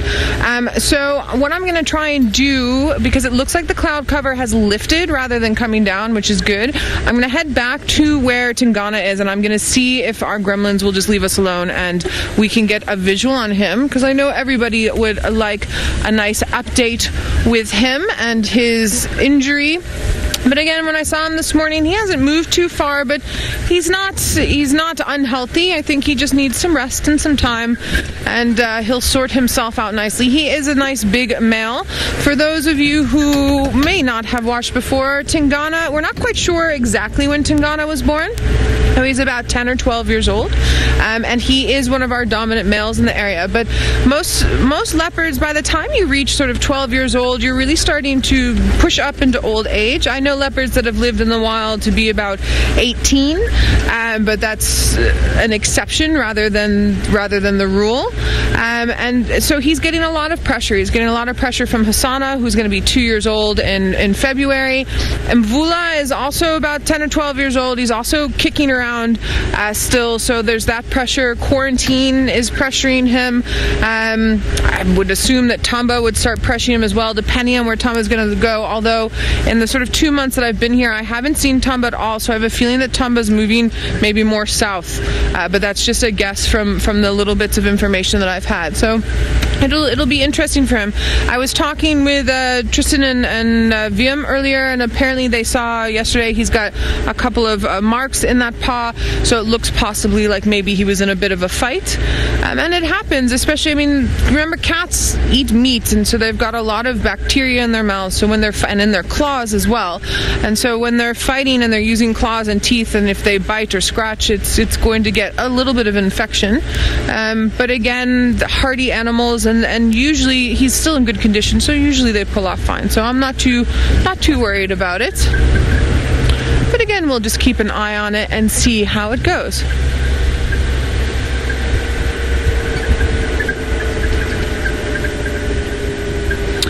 Sorry, Curse, can you just try that one more time for me?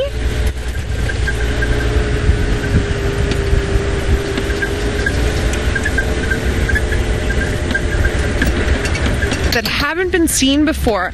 You know, that's a super good question. So some of the times we talk about population numbers of the large cats that are left on the continent in sub-Saharan Africa on the show. So for instance, there's about 20,000 wild lions left. There's about 7,000 wild cheetahs left. With something like leopard, we don't have any numbers for the whole population, sub-Saharan Africa and the whole continent, because they're so elusive.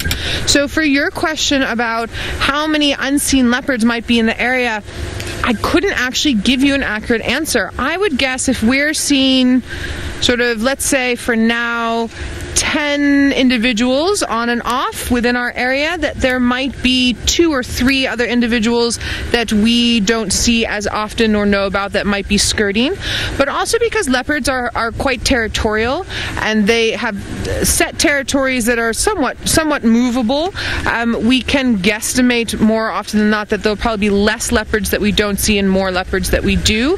But that's also just for our area, because in our area we have populations of leopards that have been so used to humans for so long that they see us as part of the natural environment and just carry on life and without feeling the need to hide all the time. Whereas leopards that have not had that same exposure, their natural instinct is to hide away as much as possible. Not necessarily because they're fearful of us, but that's just their nature to be more elusive. And also with a lot of the leopards that we do see often who are used to us, they have days, just like the lions do, they have days where if they don't want to be seen, we're not going to find them. It does happen.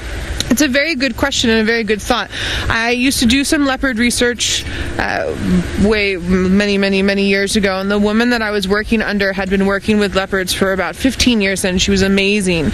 And the area that she was working in, the populations had been hunted quite a bit, so they actually had a full-on fear of humans. So part of what she was doing was trying to relax the populations, but a lot of how she was working is she was working closely with trackers, because each individual leopard has an individual track, and when you get trackers that really know them, they can tell you whose track that is, not just from the territory they're in, but the actual individual. And then doing ID kits, obviously, with the marker lines. I don't know if there's any viewers out there who have any little gifts they want to put up with the whisker lines, for any of our new viewers that might not know what I'm talking about there. And then you can sometimes do a more invasive way of doing research, where you dart them and you put a GPS collar on them, and then it sends data in, so you only have to deal with them sort of once, or twice rather, once put the collar on and once take it off, and then the information comes from the GPS down onto a computer system. There's also a way to do with the collar with a telemetry system. It's like this little antenna, and it has beeps, and you can follow them that way. Just depends on what type of research you're doing and how invasive or non-invasive you want to be. So that can sometimes help in a small area to know the numbers of leopards you might not be seeing. But in general, it's a hard one. It's a very difficult one. even with the cheetah numbers. I've worked on properties where the cheetahs are very used to humans, and I've worked on properties where the cheetahs don't want to be seen at all, so that can also be quite difficult. It's good questions. You guys are having the best questions. Well, you always have good questions, but today you're having some really, really great questions with lots of good commentary and stories.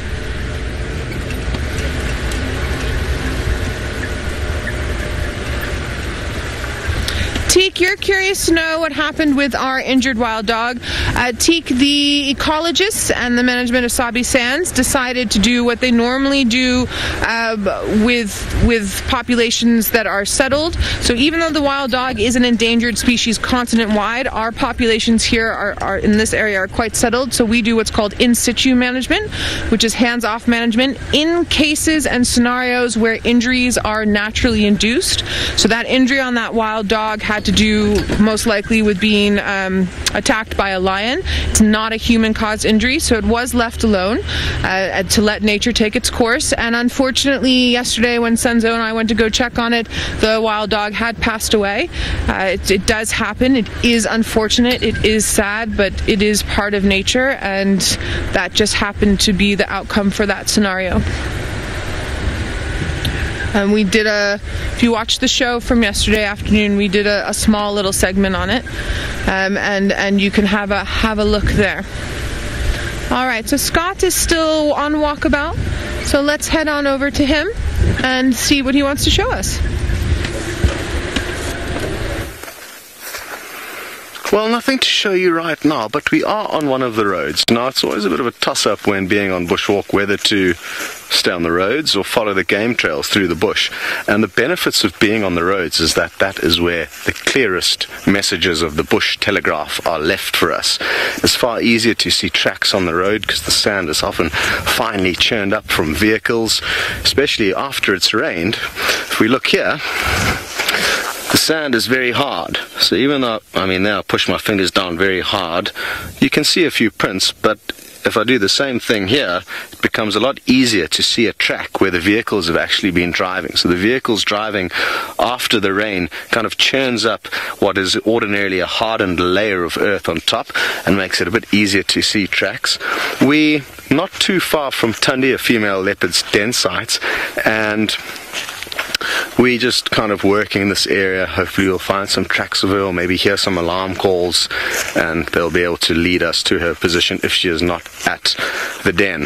Now, it's exciting prospects. The den site is going to be open as of tomorrow, so hopefully tomorrow morning a lot of you guys will see Tundi's little cub for the first time. We think there's only one. We're not 100% sure. Tristan's only been in there once just to establish that it was in fact a den site. So very, very exciting prospects, and let's hope that Tundi gets lucky and manages to raise it to adulthood. Sadly, the odds are stacked against her. A lot of the times leopardess will lose their cubs, either to hyena, other male leopards, possibly lion. They are very, very vulnerable when they are small. Okay, Krista, you'd like to know if there's any chance of seeing any other cats out here, like caracal and serval? Yes, there certainly is a chance, but it's about this big. In all my time in the Sabi Sands, I've never seen a caracal, yet they do occur here. Serval, you've got probably a slightly better chance than caracal, but again, they're not highly numerous in this part of South Africa, and they typically tend to be a bit more nocturnal and quite secretive. They're not also as habituated as the other big cats like lion, leopard, and cheetah, so even if we were to drive past one, there's a strong chance it's going to hide from us. Not to say we're not going to get lucky, but your chances are better up in the Masai Mara. Certainly with serval, we've had a lot of great sightings up there with them.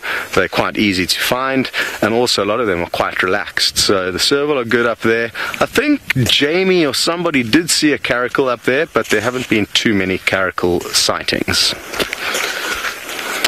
I'm excited for us to get into other areas of the world where there's other big cats. Oh, interesting. Apparently Taylor saw a caracal on Cheetah Plains once. So there has been one seen here, which is in the Sabi Sands, not too far from here. So there's a small chance that, another one could be spotted at some point in time, but it's few and far between. Like I was saying, there's so many other big cats, jaguars, tigers, being my two other favorites that I would love to see. I've never seen neither jaguars nor tigers in the wild, so that's something that I'm really hoping we will be able to do with you guys following alongside for the ride. So got to keep telling your friends about Safari Live. The more people that join on our vehicles and our walks, the more places we can take you to. So phone a friend, tell them about Safari Live, and then it will increase our chances of going and showing you jaguars, tigers, and who knows what else, polar bears. It's never ending where we can go and take you guys on safari. Good. So that's your homework. Please phone a friend, tell them about the big TV show tomorrow, tell them that it would be unwise not to watch it, cancel their plans, whatever they had in store, and hopefully that way we will be able to take you to more places. Very good. We're going to send you across to Noelle. I'm not too sure what she's up to. Why don't you go find out? Oh, Scott, you make me laugh so hard. Photo friend. Yeah, so Scott's basically saying the more of you that know about us and the more following we get, the following for Safari Live over the years has grown exponentially, and you guys are all wonderful, we love you, is that means that we get to possibly go to more locations. So on Scott's wish list apparently it's jaguars, which would be down in the Pantanal, I would assume, in Brazil. Polar bears, I don't know where we would see polar bears, maybe Svalbard if we went up there, or maybe Churchill in Canada. There's a couple spots to go and see them, and that would be super interesting. If I had a wish list for our next destination, I would say South Luangwa National Park in Zambia, because it is just other than here in the Lowveld, it is my favorite place in the whole world. Yeah, that would be super interesting. What'd you say, Sands? Oh, what are we going to see there? I'll tell you now. No, just Sands.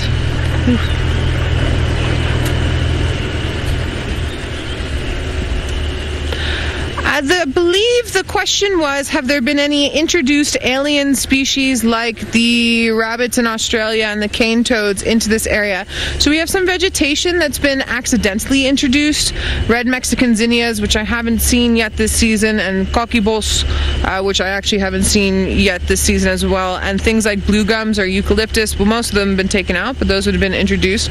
As a sort of animal species, there hasn't been anything large here in this area like a rabbit or a toad, but we do get, I think Steph told me the other day, it was a single-banded snail. It's this type of snail that comes in on potted plants by accident. So the potted plants come in from overseas, and then sometimes you'll find people will buy them and then bring them to either their houses in the area, or maybe they come into a lodge, and then those snails will come, and that's quite detrimental.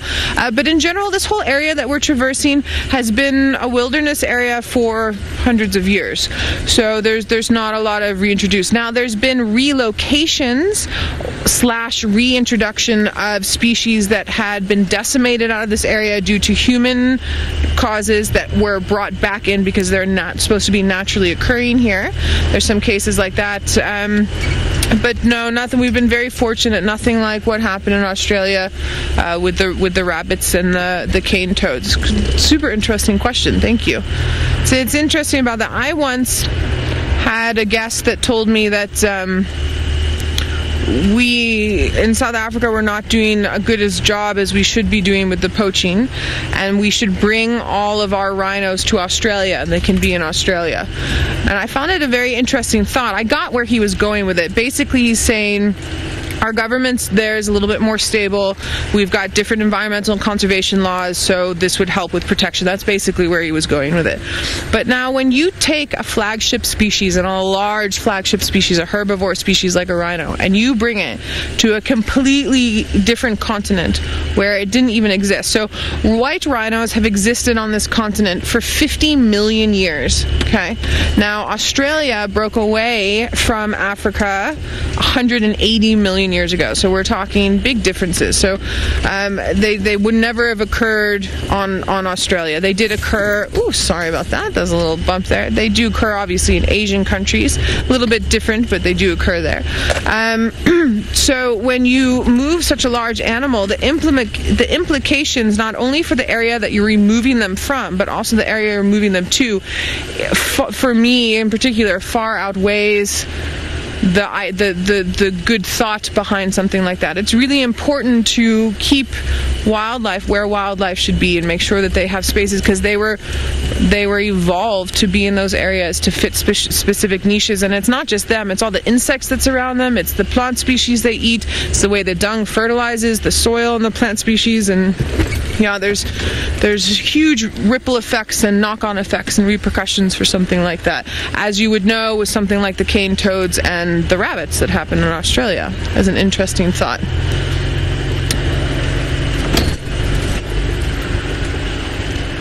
Okay, I'm sorry, my gremlins are still poking around inside my ear. I'm really sorry about that, but I do think that something has happened with Scott, something good, and we are going to go to him. So let's head on over to Scott quickly. Yes, we do have something good going on here. We've just seen a white-faced whistling duck fly out of this mass of green bushes, and I'm actually not entirely sure where they nest, so I just want to make sure that we don't actually have a white-faced whistling duck nest over here. Doesn't look like it, and if any of you would be so kind as to do a bit of research into where they actually nest, it would be wonderful. They're such cool little birds. Is why they have their name, the whistling duck. That's what their call sounds like. Oh, I thought I saw some little frogs jumping about here as I came in. I want to see if I can't flush one from its hiding place.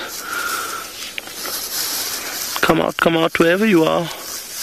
Not too sure what kind of a frog it was. There's one or two of them, tiny little things that hopped out of here.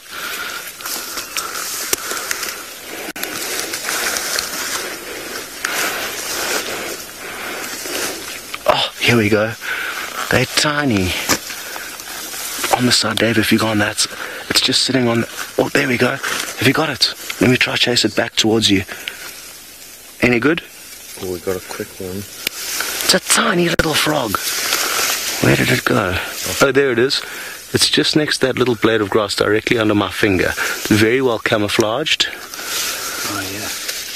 Awesome. It's absolutely... Oh, there it goes. It's tiny. It's the size of my fingernail. What are you? It actually looks like a toad. No, this is definitely a baby toad. It must have just metamorphosized into full toad mode as opposed to being a tadpole mode. Awesome. I'm not too sure exactly what toad this is. I can tell by its build that it is very toad-like, I'm guessing. If there's any frog experts watching, or toad experts, you're welcome to correct me. But it's absolutely tiny. If I put my finger next to it, you'll get an idea. It's as big as my fingernail. Cute! Tiny little critter. Now, thanks very much to Kirsty, who's already done some homework for me, and she has said that white-faced whistling ducks will nest in areas just like this, in kind of reed beds on the edge of water sources. So we were unlucky now, but maybe next time we come back here we will find a little duck's nest. Very good, very good. It's a very peaceful evening. The wind seems to have died down a bit. The rain has stayed at bay, thankfully, and hopefully it will continue to be this way. I love this stage of the evening. As darkness begins to set in, it becomes very exciting being out on foot. It's also been quite nice just taking it slow, enjoying the smaller things, not on the trail of anything big and strong. And I'm told a lot of you were impressed by that little toad's cuteness, which I'm very happy to hear. Like I said, there's so many interesting little things happening out here that are quite easy to overlook. Hello Tesla, just 7 years old. You'd like to know how many kinds of frogs live in South Africa, and I'm not sure exactly, but there will be many, many different types of frogs and toads that live here.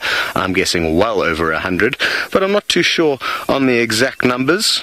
I can see some tracks in the mud here, most of which have already kind of dried up. Some big elephant prints you can see over here, the big round ones. Oh, here's a water scorpion. cool. Come check this out. Oh, that's a bit squidgy.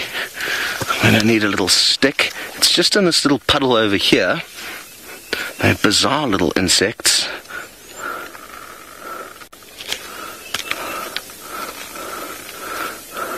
It's actually not a scorpion. Just call the water scorpion because it looks like one. Let me try and get it out for you guys. Come on. There it goes. Look at that. What a strange little creature. Very scorpion-like, but certainly not a scorpion. It's an insect. It's got only 6 legs, not 8. So it's not an arachnid. And I'm loving all these little things that we're bumping into, all these little treasures, hidden treasures that we would never be able to see from a vehicle. Cool. Not too sure what they actually feed on and what they do exactly. So I've got some homework to do when I get home this evening. Learn a little bit more about them. Another frog. This is a frog, it's not a toad. Okay. Okay, have you got it there, Dave? I think it's going to stay put for a while. This looks like kind of a grass frog, I'm guessing. It's got a very, very sharp nose, very different to the bulbous head of that toad we saw earlier. Also doing a great job hopping about, springing itself from spot to spot. And it's so easier for us to forget how ridiculous some of these little creatures are. I mean, imagine if we could jump like 20 meters from a standstill. Because that's the equivalent of what this little thing's doing because of its tiny size. Let's see if we can get it to hop one more time for you. We might have to do a little slow motion on this if we do get it to bounce or hop. Oh, there's another one that just came shooting out the... Oh! Let's see if we can get it jumping towards you. This is a knobthorn tree. It's going to pop out now. Doink! It almost jumped into the camera lens there. And off it goes. A good display of how agile and how powerful those hind legs of those little frogs are, sending it rocketing out of harm's way. Good. Good, good, good. Oh, got a thorn I need to take out here. We can show you guys this experiment. It's a knob thorn that got me in the back of the leg here. I'm going to use my trusty Leatherman to get it out. Not that I need to. Kind of over dramatizing the scene here a bit. Oh, it was hardly anything. Shame. Tiny little thorn. Sorry to take you away from your thorn friends. Okay, very good. Enough of my antics and over to Noel. Enough of your ticks, Scott. Scott, we love your ticks. Alright, so before we get to Tingana, I was not far from where Tristan had Tundi with a leopard kill this morning. So I just want to have a look around. Sorry for the back of my head. I'm just trying to see if I can see anything. Now, oh, there's the kill. I don't see a leopard. Let me just pull forward a wee bit. Can you see it there, Sons? So she's cached it under a tree just here. And this is also the area where Scott saw that unidentified male. So this has definitely been eaten on, but I'm not seeing any sign of leopards. I have a feeling before Tristan had to get towed away, he was talking about Tawny's tracks going east. So she's probably gone back to her den to feed her little one, well, nurse her little one. Now, everyone, don't forget, it is a big cat week on Nat Geo Wild. And tomorrow morning for us, but it's actually this evening for you guys. Yes, if I'm doing my time changes correctly. 10 o'clock Eastern on the 14th, which is today, you all will be able to watch a very special Safari live on Nat Geo Wild in the States. So that's 10 o'clock Eastern time. So I hope everyone tunes in. And as Scott was saying before, tell all your friends. We will be out and about for 2 hours, so from 10 to 12 in the PM. And then for us, it's tomorrow morning. But for you all, as I was just saying now, it is this evening. So I'm not seeing any activity around here. I have a feeling that that little male, if he is here, is probably hiding. And Tony will probably only return to this maybe later this evening or possibly tomorrow morning. So you're going to definitely have to tune in to the show on Nat Geo Wild to see what happens with that. It's super, super, super exciting. All right. So let's definitely go to Tingana then, because I don't think that he's moved very far. I am just looking sort of under bushes and checking inside of trees around me.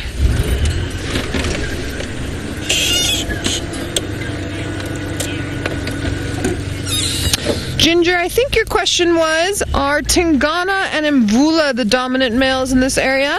And that would be, for the most part, correct, yes. Tingana more than Mvula. Mvula's been pushed out of a lot of his area, but so is Tingana. Quarantine sort of edging in, and Hassana is being cheeky. Hassana hasn't taken over territory yet, but he is being cheeky. So yeah, I think that's a fair assumption to say, Ginger, for sure. Mvula and Tingana. But also the two of them traverse areas that we don't traverse, but for us here where we physically are, that is a very fair statement indeed. Okay, sorry again, I'm not looking directly at you. I just don't want to hurt Wendy. Wendy and I have come to a very good understanding, and I'm trying very hard to not injure her, like I did the other day with the crazy wild dog chase. Oh, that would be something that would be fun to pop out tomorrow morning / this evening for you all in the Northern Hemisphere. The wild dogs, haven't seen them in a while. They went over to Torchwood, which is on our east, and I haven't seen them since then. And Senzo and I had so much fun with them for those several sightings that we had. It was just absolutely fantastic, and you all know that wild dogs are my favorite predator. Now, the only predator that I haven't been able to show you here, just me. I know Tristan's showed you before, and I'm pretty sure Scotty D you might have, but we'll have to ask him when we go back to him. So I haven't been able to show you a cheetah here. They keep coming in from the Kruger boundary, but they're not making it as far west as we are. So I'm holding, crossing fingers and holding thumbs that they pop up soon.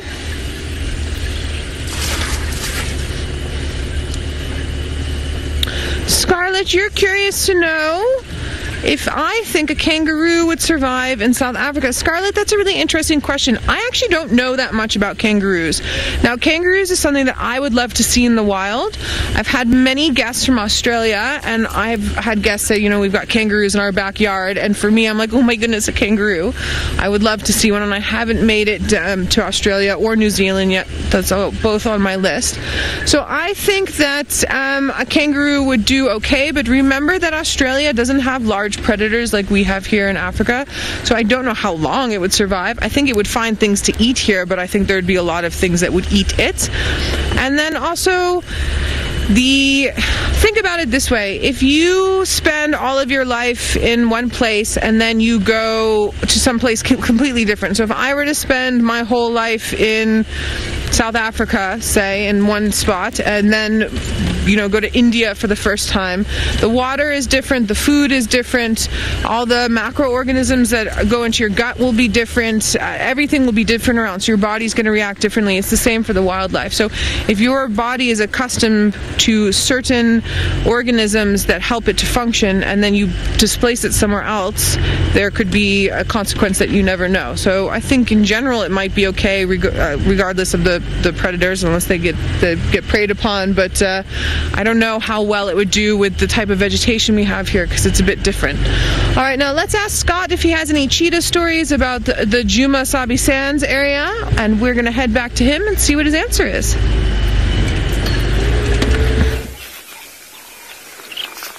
I didn't quite catch that question, but I'll get to it as soon as I know what it is. It's something to do with cheetah.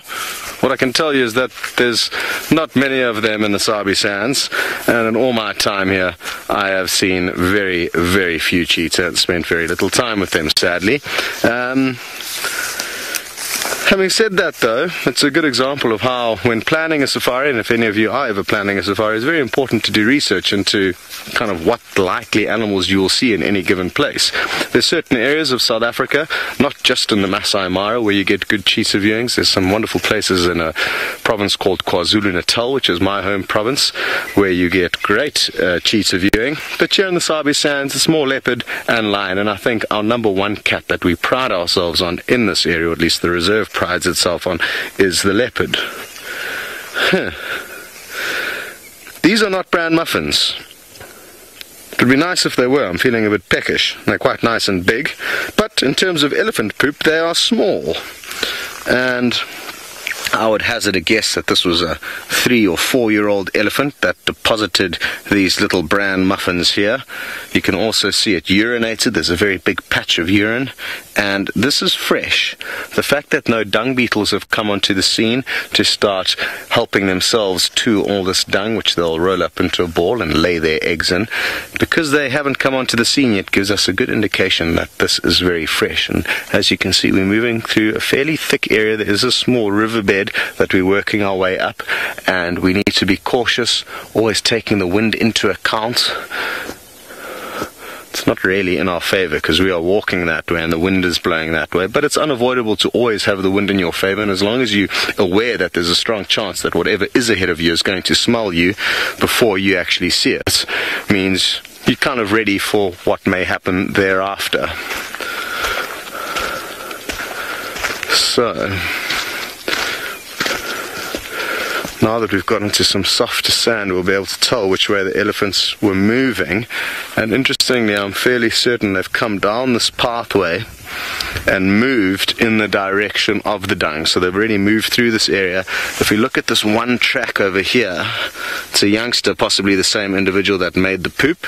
There's a small little depression, so it would have put its heel down over here and then flicked up that little bit of sand where you can see that depression there. So that gives us the indication that they were moving down this pathway in the opposite direction to us, so we must have just narrowly missed them.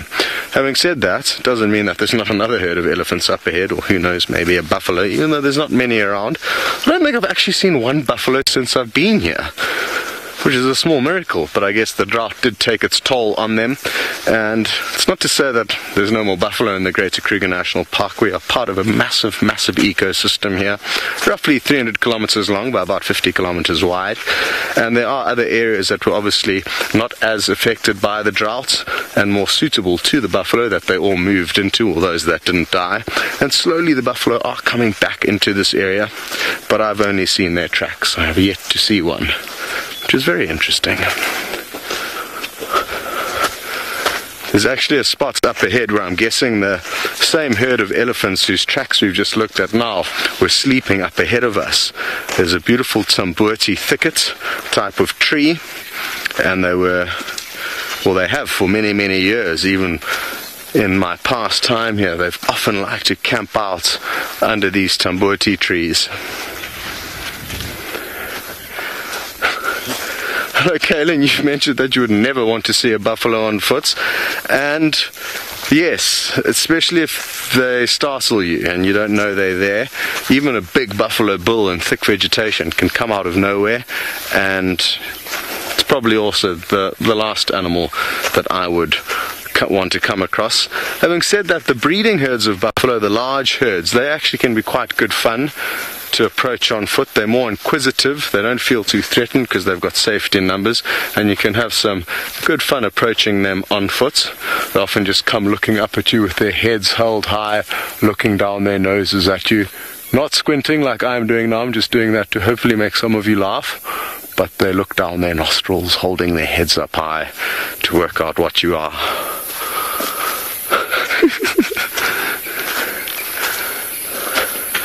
Alright, well, Noelle didn't have any luck at Tundi's kill, but hopefully she's going to have a little bit of more luck in the area where Tingana was last left this morning. She's approaching that area, so go and jump on and see if you guys don't get lucky.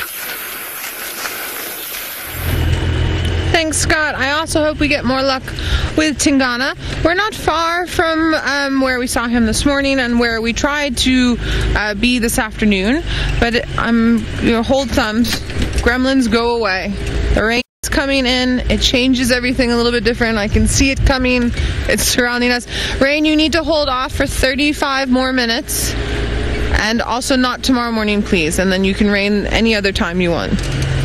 So we're going to head to him, and hopefully he hasn't moved. I don't think he will have moved far, but hopefully he hasn't moved. And we'll take a gander.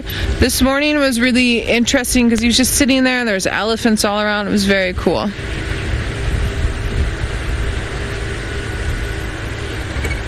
Trista, you're curious to know if which leopard we would step in to help to preserve the species. Am I repeating that correctly, Kirst? Okay, so Trista, it's really important to understand that when you step in to preserve a species, it means that there's only a handful left. So say 10 in number or 15 in number. And there's way more leopards than that across the continent of Africa. And then there's other species of leopard that are doing okay. There's some that aren't. So when we think as humans about preserving a species, we have to be very careful, because most of the time when humans interfere, it doesn't turn out well. So when a leopard like Tingana has an injury, it's the same sort of thing as a wild dog, sort of hands off and let him sort himself out. If it is very, very, very stressful for a wild animal to be handled by humans. So let's say we bring the vet in for Tingana, he gets darted. He doesn't go to sleep. That serum that he's given just immobilizes him. His eyes have to be covered. We have to make sure that his mouth is open so he can breathe. He still understands everything that's going around with him. So now that's happened. Now you're a leopard where your hearing, your sense of smell are extremely acute, and you now have all these people working around you. It's extremely stressful for them. There's also scenarios where humans have stepped in for, say, a rhino or an elephant or a leopard like this, and the animal has died. So we have to be very careful to not play creator, if that makes sense. So for Tingana, with this paw, we're not going to step in with this. Now, I know that there are some other scenarios that have happened and have been gone a little bit differently, and there's been some other choices that have happened. When the ecologists and the management make these choices, they have years and years and years of schooling behind them, as well as a full comprehension of the entire scenario. And one of the doing, which is a very important thing for all of us to remember, myself included, is to take the emotion out of everything. Because when you put the emotion in, sorry guys, I'm just trying to think of the best way to get in here. When you put the emotion in, you're not going to make the best decision for the animal. You're going to make the best decision for you, and that just, for us, it's not always. It needs to be more about the wild animal than anything else. So that was a very straightforward answer for your question. That was a stick up my side of my car there. So I'm very sorry if it sounded a little bit brusque, but it is just very, especially after the wild dog thing we were dealing with, it's really important to remember that manhandling wildlife, even if we think we're saving them, is 99% of the time not the best scenario to do.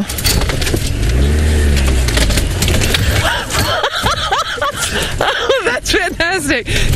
Pihan, you're saying it's a bit like an alien abduction. Pihan, I think that is possibly the best way that you can put it. It's like an alien abduction. Sorry guys, you are gonna have to stare at the back of my head because I keep running myself through bushes here. So just give me 2 shakes of a lamb's tail as I meander through this to get us through. And then bless you, Senzo, at the back with your sneezing. Bless you again. Senzo, did I drive over something that you're allergic to? Maybe. Maybe, he says. Okay, so where I saw Tingana this morning was sort of straight in front of us that way, and then where he is now is in the same direction but just a little bit closer. And he's doing what leopards do best, which is to find a little space and camouflage himself and rest. Sorry everybody. So it's interesting, it's not incredibly thick through here, but there's a lot of fallen over dead trees and stumps that I'm meandering through and trying not to get stunk into the sump or side of the car. I think, Kirst, that's a good idea. I think while I am just meandering through this minefield that is this area here, let's go over to Scott quickly, and then I will hopefully find Tingana for you, and then we'll come back. It's beginning to drizzle ever so slightly. We're not too far from camp, thankfully, but we are under a beautiful big ebony tree, which will provide us with a little bit of shelter for now. It's a very fine mist, and I love this spot. I've come for one or two picnics here in the past. Very beautiful spot, and in and along this riverbed called the Mulwati, we've had countless leopard sightings, even as we were walking up along it. Now Herbie, the expert tracker who I'm teamed up with, was pointing out a number of trees where he's found certain leopards with their kills. No luck today, but we're not finished traversing it. We've got a little bit further to move up along it, and hopefully we'll bump into a leopard along the way.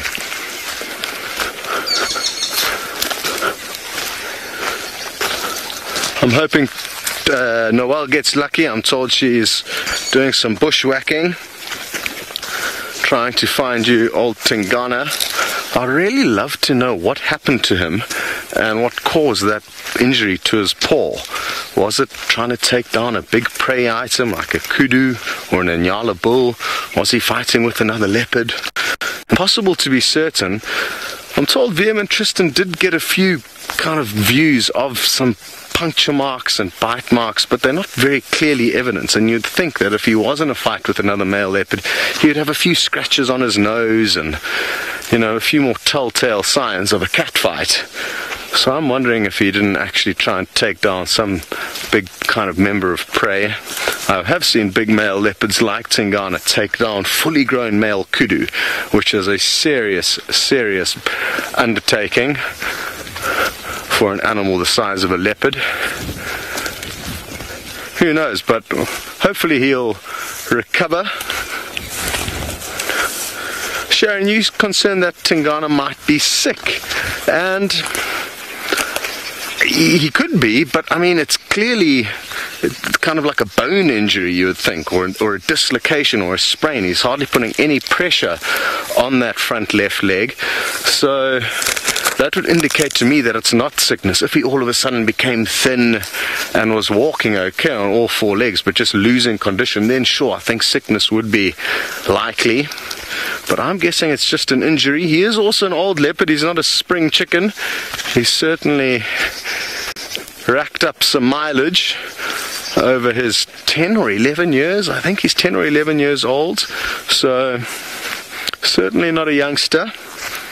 And I guess it's not uncommon for animals to injure themselves and then recover. It's fascinating how resilient wild animals can be, and there have been a number of ridiculous stories of animals like hyena surviving with only 2 legs after the back 2 legs have been chewed off in a fight. Sadly, the wild dog that we lost a few days ago wasn't so fortunate, but it is Mother Nature's way of making sure that only the strongest and fittest survive, and that we must never take for granted and never think otherwise of, because it's important that our wild animals are kept strong and fit and healthy, and the only way to do that is by making sure that only the best individuals make it through. Those that don't provide good meals to others and just make their genetic pool that much stronger.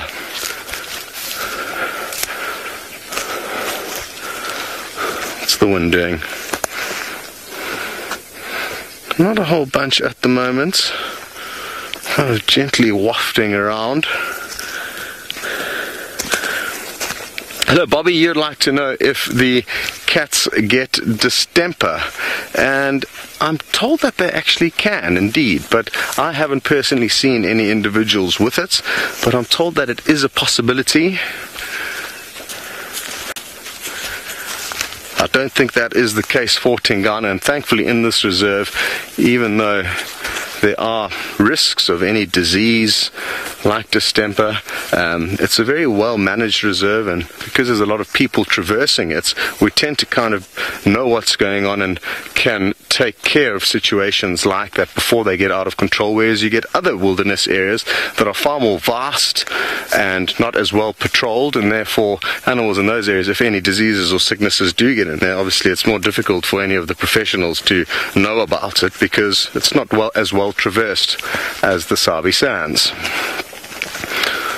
I think it's fair to say that this is probably one of the most traversed areas of the Greater Kruger National Park in terms of the amount of tourists that come through here, in terms of the amount of guides driving around every day, in terms of the amount of road networks there are. You get some areas of the Kruger National Park where there's many miles with just no roads and no access for humans to go in, although there are some incredible walking trails that you can do through the Kruger National Park that typically take you through these areas with absolutely no roads. Something that I would love to do in the future, go and explore some relatively unexplored parts of the Kruger National Park.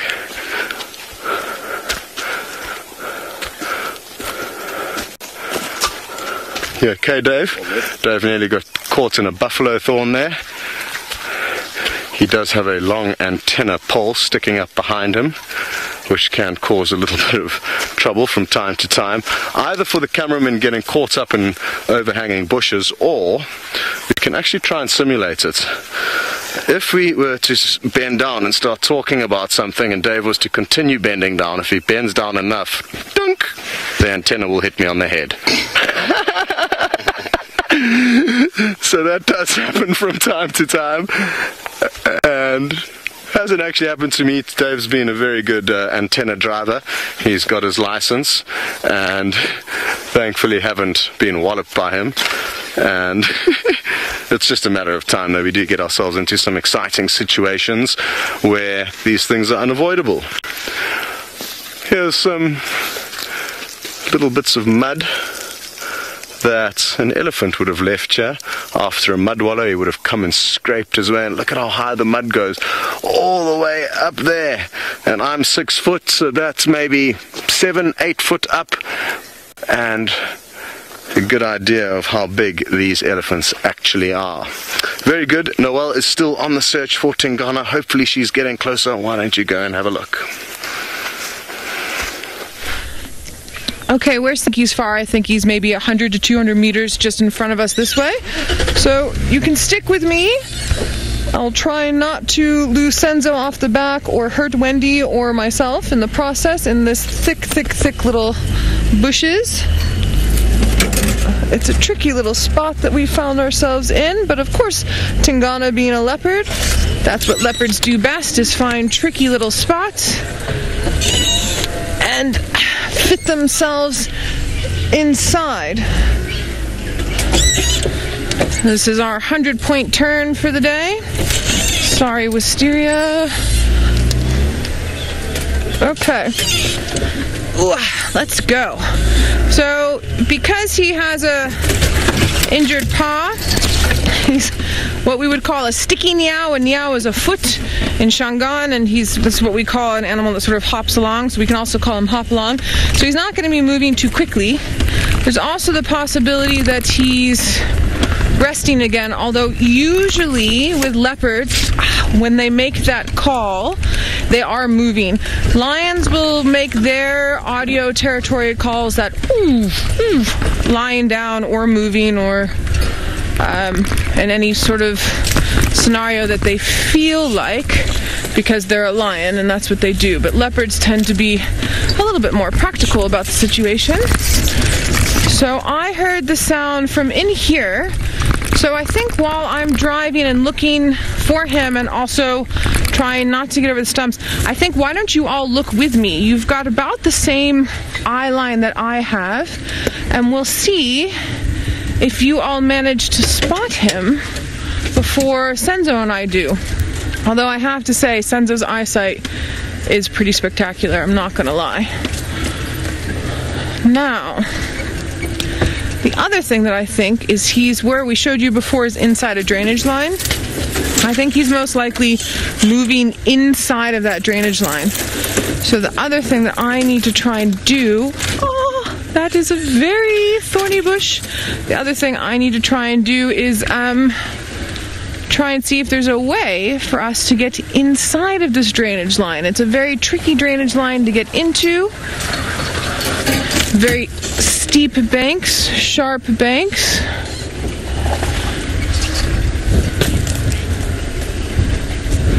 Ooh, Scott's getting rained on at the moment. I can see the rain, and we've got a little bit of drizzle, but we haven't been hit quite yet, but we have our hat on. Scott's out on his own 2 feet on bushwalk, so it's a little bit trickier for him. All right, I think, hold on one sec, I just want to listen. Remember, the birds will tell us where leopards are a lot of the time. And the alarm call for them. But around here, he should be somewhere right in here. Now he could be just down below. Let's just check. Check here at the front of the car. So if you all were physically with me in the car, like your physical bodies were here, this would be the exact same thing that we would be doing. So whether you're with me on camera or with me on the car like Senzo, this is how you search for a leopard, and this is what you do. And we use all of our eyes and all of our ears. And I'm hoping he calls again. It'll make it easier.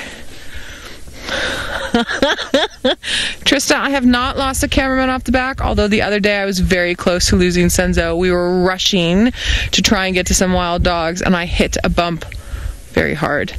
And Senzo's whole jacket went over his face, and he flew up off the seat a little bit. I'm sheepishly looking at him in the back. He wasn't impressed. But no, I've never lost a tracker off the front of the car. I've never lost a guest, and I've never lost a cameraman. And I hope that it doesn't start today ever. I think he's here. I don't think he's too far from where we are right now. So that sound that we heard, I really just want him to make it again. Because I don't have any physical tracks, and because obviously we can't see him or else we'd show him to you, I need that audio to help pinpoint. So you can track via foot, or you can track via sound, or if it's something like an elephant or a rhino or a buffalo that's rolled in the mud, sometimes you can track them by the mud trail that they leave. Got lots of francolins crying. But because this rain's coming and the bird life in general is quieted down a little bit, come on, Tingana. You know, it wouldn't surprise me if he's lying sort of right here and staring at us. Can we hear any of these bird calls in the background?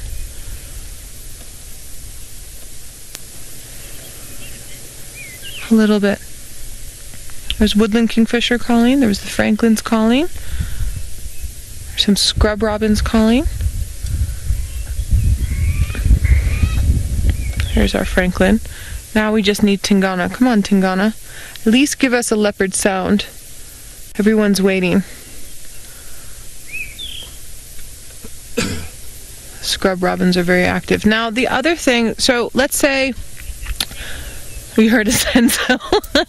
Let's say I was with guests and I had my tracker and everything. Something we might do would be to get off at this point and sort of walk. But for me right now, one, I've got you guys with me here, and then two, because Tingana has an injury, I don't want to pressure him too much. Just like you might be the most pleasant person every day, but if you have a bad migraine or you've injured yourself in some way, you're going to become a not as pleasant person. And so you don't want to push the boundaries too much with him. And then also, if he does decide to come into a place where we can see him, fantastic. If he's decided to go into a place where we can't see him, he's sort of made that choice, and we also just have to respect that. Now, I think, because he hasn't called again, there's also the possibility that maybe I just misheard a little bit. Let's just try a little bit farther down, and we'll see what happens.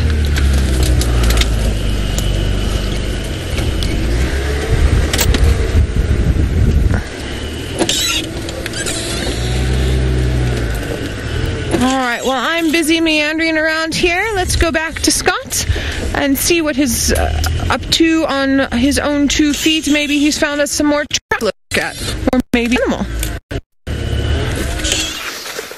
Hello everyone, we haven't found any tracks just yet. We've just been clearing up the rain cover that was actually over the camera, and happy that we got it off just in time. Well done to Noel for finding Tingana. We're getting closer to camp now. Quick, Link, we need to send you across to Noel.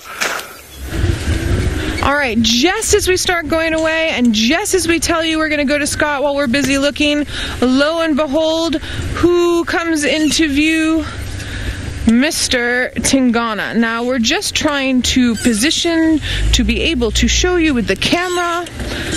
Well done. So Sens, after we got off with you guys, Sens stood up in the back while I was driving along, and he managed to get this view, which is exactly what we wanted. So he was maybe 100 yards from where we were.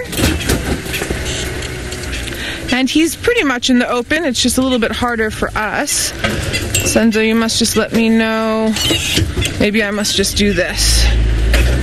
I think that might be our best bet for now, so that everyone can at least get a view of him. He's just in front here. Yay! Hello, Tingana. Look, he's even looking at us to say hello. Oh, fantastic. All right. So he is... Oh, there's the yawn. He's the last-minute leopard indeed. Ladybird, you read my mind just as I was saying, listen.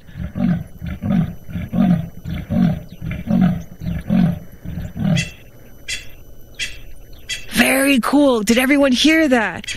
All right, now remember earlier I was saying the leopards usually do that when they're moving, and Tingana had moved. I think maybe with his injured paw that he's still trying to do as much territory marking audio and with urine as possible without moving as much either. He doesn't want to give up the ghost at all with this, which is a good plan, I think. And Ladybird, yeah, you read my mind just as I was saying he's our last-minute leopard today. Your comment came through, and it was the same thing. Well done. Great minds think alike. So he yawned a bit. He did his audio territorial marking. The Franklins are going completely nuts next to me, and I'm hoping what he'll do is get up and start moving a little bit, because we can see him very nicely with the camera, which is fantastic, but there's a couple of spots that's a little bit farther down that makes it a little bit easier to see. But also, that being said, if he doesn't feel like moving, the old man also needs a bit of a rest. Sorry, Tingana, I just had to shift my foot there. So one of the reasons why he's probably moving a bit more now than he was this morning is it's getting cooler, getting towards night, and we were talking earlier about all the other males that like to come sort of infringe upon his territory. He needs to at least attempt to keep some of his territory during the next few days while he's recuperating. There we go. So you can see his little hop along. He can put a bit on there. It's much better than it was this morning, which means that it's loosened up in this cooler weather. I believe everyone's saying, yay, Tingana. I'm agreeing. Yeah, so this morning, he's doing much better than he was doing this morning when I was watching him. This morning, he didn't want to put any weight on it, and now he's putting some weight. That's good. It's getting better.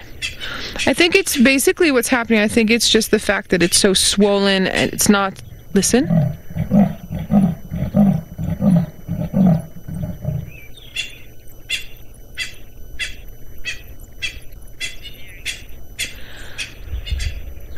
This is fantastic. I think he hears another leopard, to be honest with you. And I think he's hearing, obviously his hearing's much better than mine.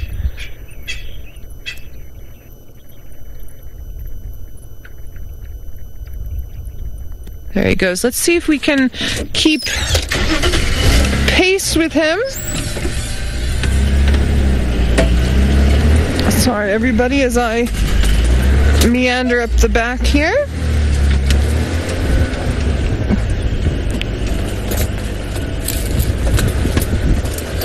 Sorry for any branches, Senzo.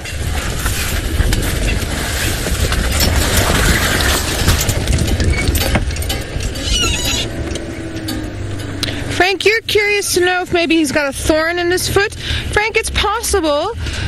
When I saw it earlier today, it looked like a sprained foot to me, but Tristan and VM spent some really good time with him yesterday, and they were saying they saw 2 little puncture marks in there, so we think he was in a fight with another leopard and that his paw was bit. That's what we think, because there's also apparently some scratches on his side. And it would make sense. There's enough other leopards in the area. There he is. He's scent marking with his urine. You can just see his bum end. It's very difficult. I'm gonna try and... sorry guys, he's being a typical leopard and going into a very difficult spot, so I am gonna try my best. Alright, while I try and get you another view of this beautiful Tingana, let's go back to Scott and see what he's up to.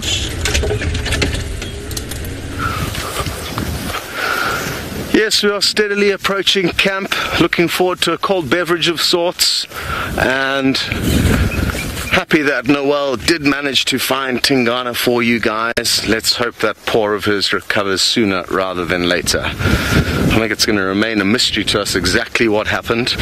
I also suggested maybe it was just a thorn in his foot initially, but I've been told that's definitely not the case.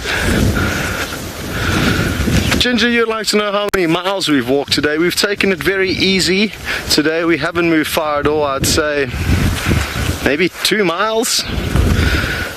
Yeah, I'd say 2 miles.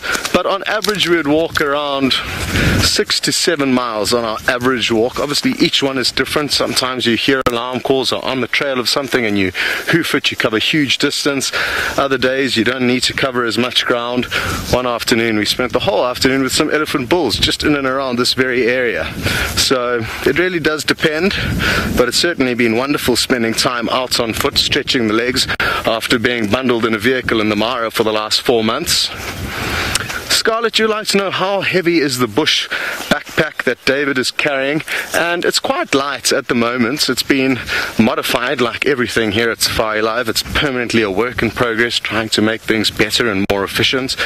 I actually used to be on camera for some of the bushwalks back in the day when Steph was leading. I would be on camera, and back then it was about, I think, 7 kgs or 8 kgs, whereas now it's only about 2 or 3, I think. So only about 6 pounds. It's very light. It's basically just a metal frame with the essentials bolted onto it. Before we had a big plank of wood, much heavier, less efficient batteries that we had to lug around and change off and halfway through the walk.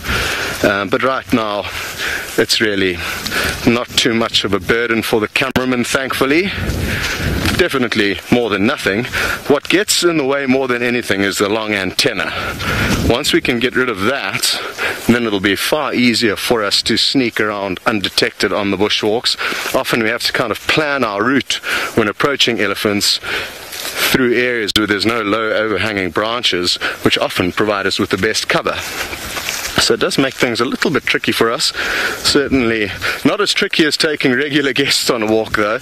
I'll tell you that much. Just having Herbie and Dave to worry about if something did go wrong is a lot less stressful than having 3 or 4 guests. Ordinarily you would have 4 guests per rifle. If you took any more than 4 guests on a walk, you should in theory take a second backup rifle so that you can herd them more effectively when things get out of control, which they do from time to time. But we've got quite a slick operation in terms of sneaking about undetected. Very good. We are going to continue moseying on back towards camp. We might get a few views of the resident herd of wildebeest and their youngsters before we get there, so that would be nice. For you, back to Tingana. Here he is. I'm always still so impressed with this zoom that we have on our camera, because where he's sitting from here is not easy to see with your own 2 eyes, but when you get the camera in there, it's absolutely fantastic. So he's hobbled along down to this little spot, and he's just listening and looking around and keeping an eye out, smelling the wind a little bit every now and then.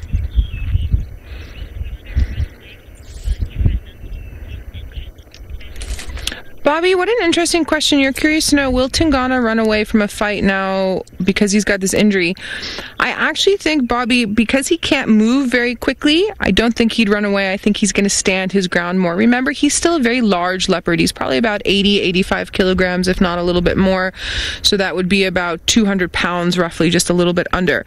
So his best chance is to sort of cover his parts that are easier to get into, so his backside, and then use his teeth and his front claws. And the adrenaline will rush through enough that if he were to start fighting at close quarters, he would still use his injured foot. But something else that he would do is, if another leopard started coming up, he's going to use his voice before he uses his fist. So when we were all kids, we were all taught to use our words, not our hands. So he's going to use his words first, and only then, if he gets any further approach, will he start using his claws and things like that, and his teeth.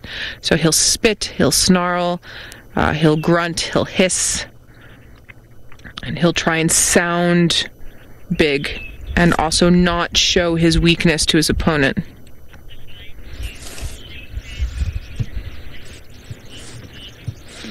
Eagle, that's an interesting question. You're wondering, what would lions do if they heard Tingana sign?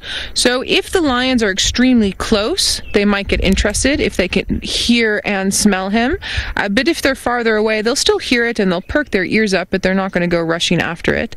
I've seen lions rush after leopards that they've physically seen, as opposed to leopards that they've heard, unless that leopard has made a kill of some sort and then they've rushed into the area. So where Tingana is going to meander, from what I can see now, oh no, you had to be that guy, and he went up the other bank. Tingana, we only have a couple minutes left. Do you really have to be like that?